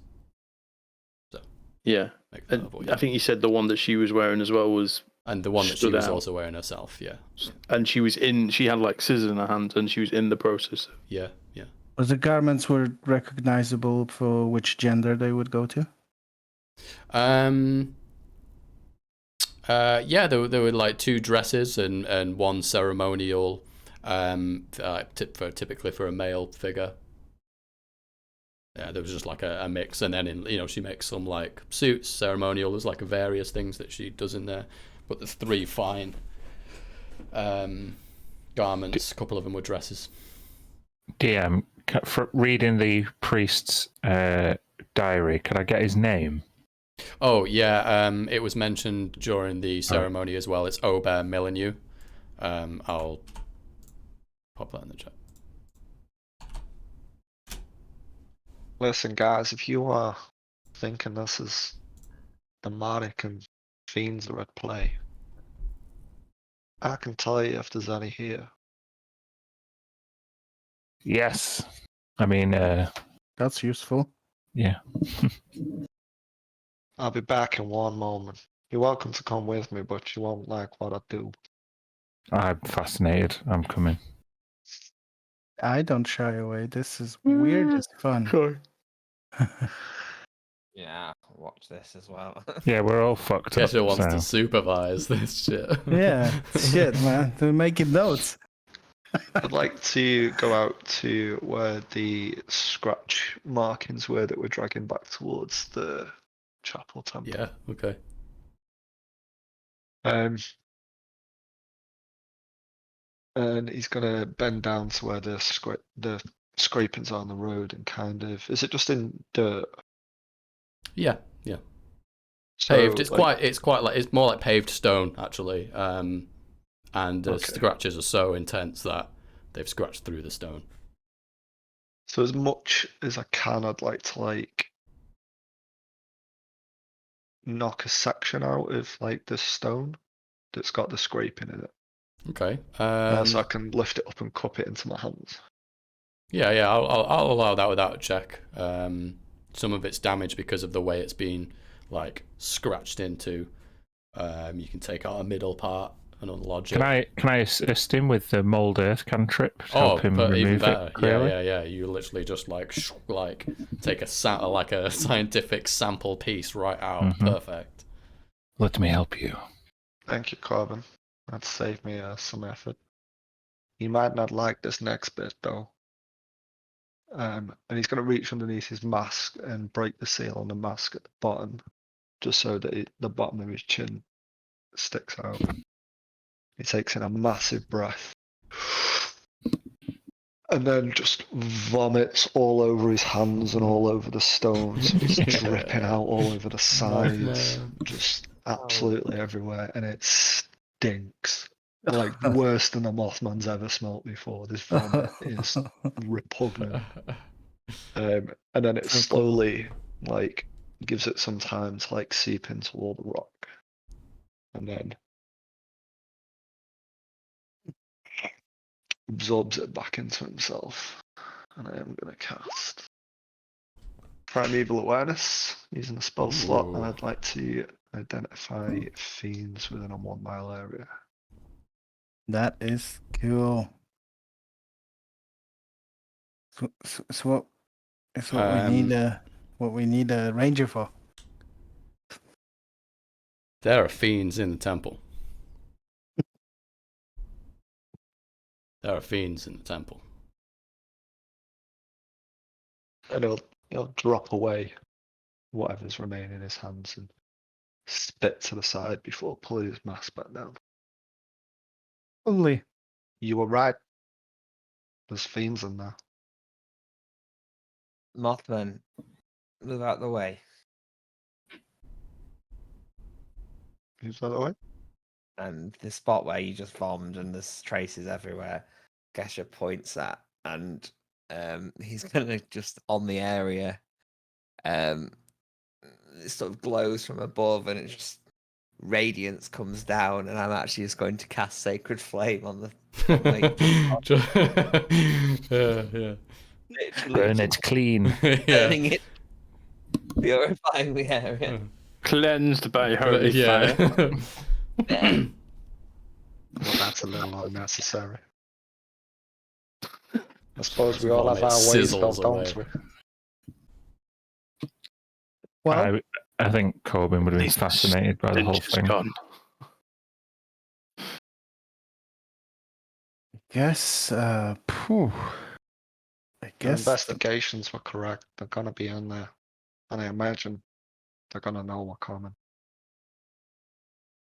Just. Wait, I'm going to go and find our ranger friend. I'll be right back. Yeah, Before you she's, go, just let me mention one thing. The Janessa, the woman that is super rich because of the boon that Amriel gave her. She was. I wanted to get it out of her with some mind magic, but it didn't work. She resisted me. But I had a feeling these boons did not come without a cost, and there was something she wasn't telling me. And I don't know whether we should try and find out what it was, either by force or otherwise. I wasn't able by subterfuge. She does have a little bit of a private protection, but that's not going to be a major problem for us. Before we go in the temple. I guess I would like to speak to her as well. I've got an idea for her, but Okay. You find Ventari. She's still amongst the people. Ventari. My friend, now is your chance to enhance your reputation. We plan to infiltrate the temple, and we know there are fiends inside. Are you up to the task? We're fighting these fiends. Let's just say I'll retain my right to a retreat if I feel I need to. I won't die for your cause, but I'll join.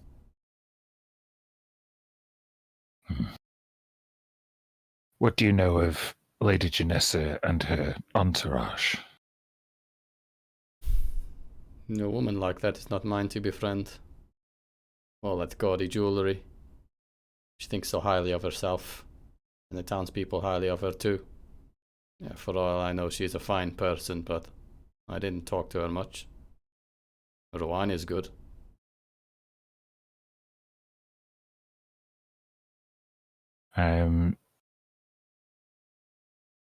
What does she?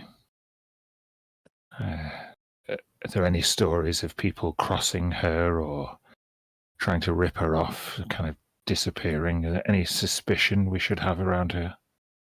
I'm only a few 10 days here. I've not known her to have any scuffles or arguments with people. Not heard of any spite or rumour of the sort. In terms of being suspicious of her, look at her over there. Suddenly covered in riches. You see, it's just like people again are all like, oh, like she's like the most popular person in town, Yeah, I don't trust that as far as I can throw it. No, Corbin didn't either. This is his whole shtick. Rich people and people who lord themselves over others. I'm not wanting to steal the spotlight too much, though. If anyone else would like to speak to her ahead of me, Corbin would have their back.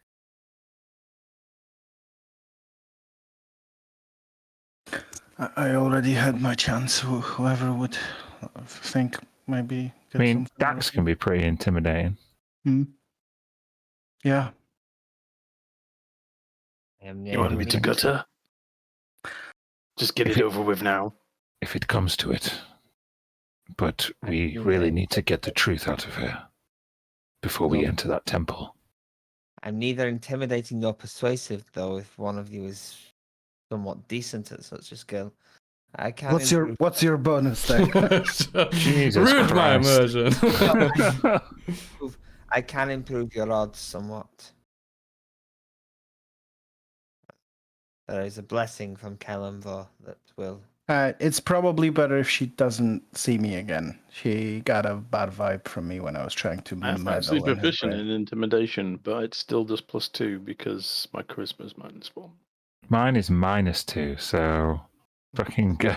I think like Mothman maybe, and I can like animal handling the shit out of her, but like nothing else.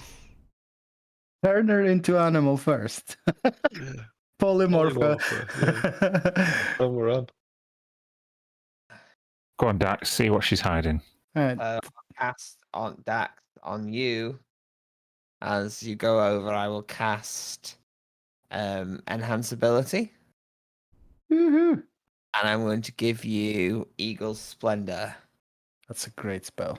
Nice. which gives you advantage on all charisma-based checks. I'll be right behind him, eyeing up the guard. Fucking knock. So it's Janetta you want to speak to. Andy? She's with the man she called Dacron, the short, stout guy. He seems to be sticking around now, and as you approach, he's looking at you suspiciously. The whole episode with Vildra is kind of like he's on close guard with her. Yeah, I'm staying away. So And there's Yeah, like yeah. other Just people around. he's gonna be protective over, because the group and stuff. But yeah. Sorry, Daxon.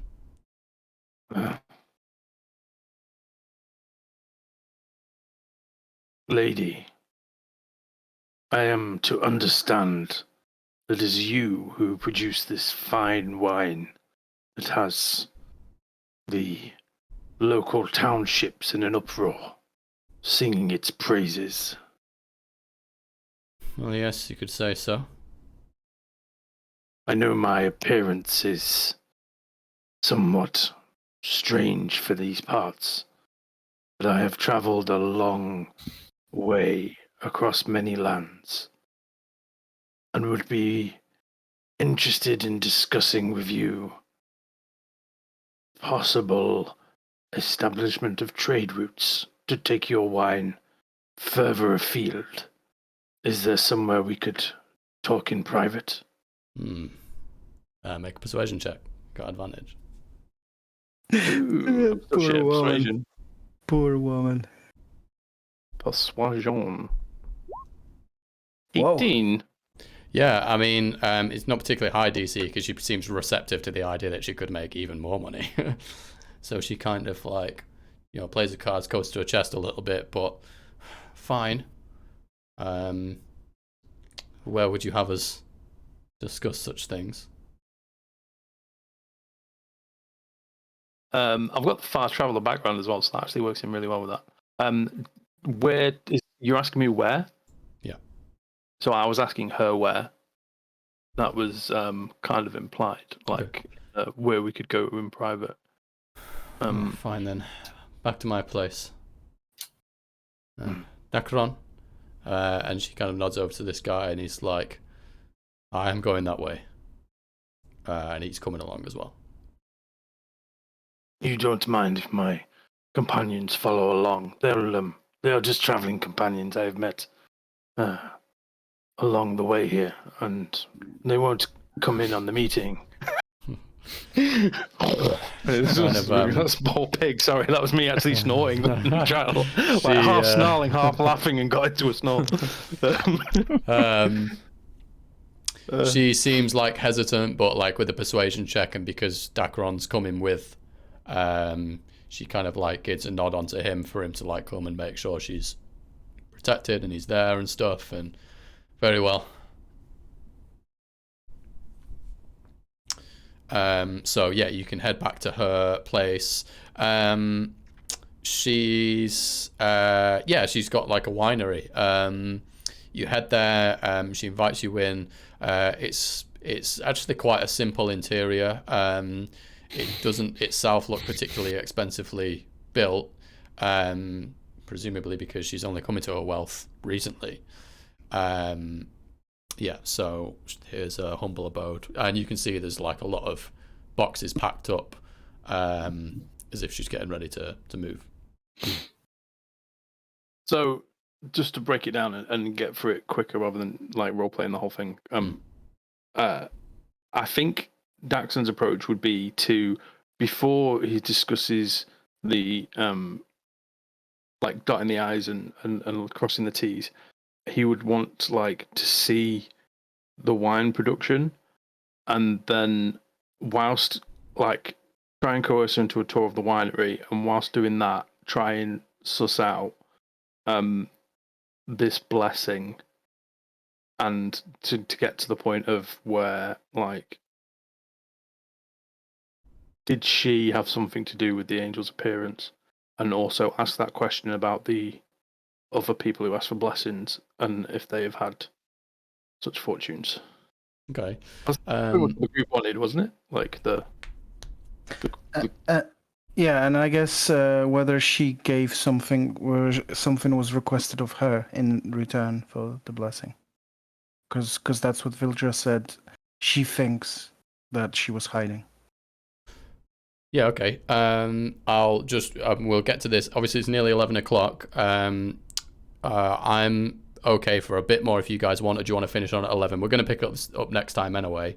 How are you guys for time? How do you feel about it? I will need to finish, I'm afraid. Yeah. Big day my tomorrow. question is, do you think we can get the rest done in one more session? We've not quite got to the point where I would kind of think was the halfway. It has gone on a bit further, but I might be able to like slim down some of the afterwards. So yeah, we'll see. It should be more or less there. So I will just then to finish off for tonight.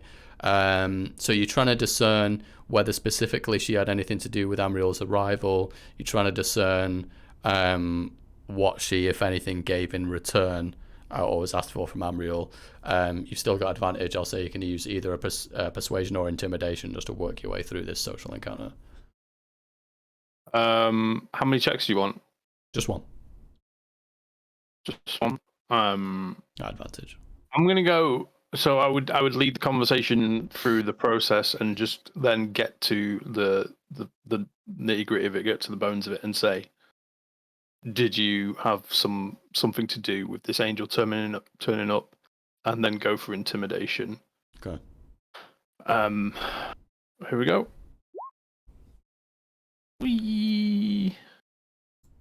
18. Pretty good. Pretty good, yeah, Good pretty good. rolls So you for kind of a like charisma character. you kind of have that way of being intimidated, not like kind of like, you know, shoving her up against the wall and like, tell me the fucking truth, you know, but more like just like dropping in like subtle kind of threats and that type of thing, and like how powerful you and your friends are and that sort of thing. She doesn't have like a solid answer for, like, she genuinely does not know why Amriel came, and she wasn't devout. She didn't pray all that much or anything like that. She didn't really know much religious wise, but once she was there and people started to pray to her, she said that she all that Amriel asked for was that she might guide our hand in the moments of the darkest darkness. She may just be a unknowing beneficiary. I was rather just gonna say, could I quickly insight to see if I feel that this person's being played? Yeah, do it. Yeah, Like she's being puppeted almost. yeah, tricky one. What was that? Hard to I think say because that's you like don't that. have the other side of it. Is kind of the Yeah. thing about it, you know. Like you get on what she's telling you. She Yeah. does reveal that she says, kind of with a bit of a gulp, a bit of nervousness. Like she opens up and says, "Amriel asked that she would guide my hand in the moment of darkness. She truly wishes to protect us."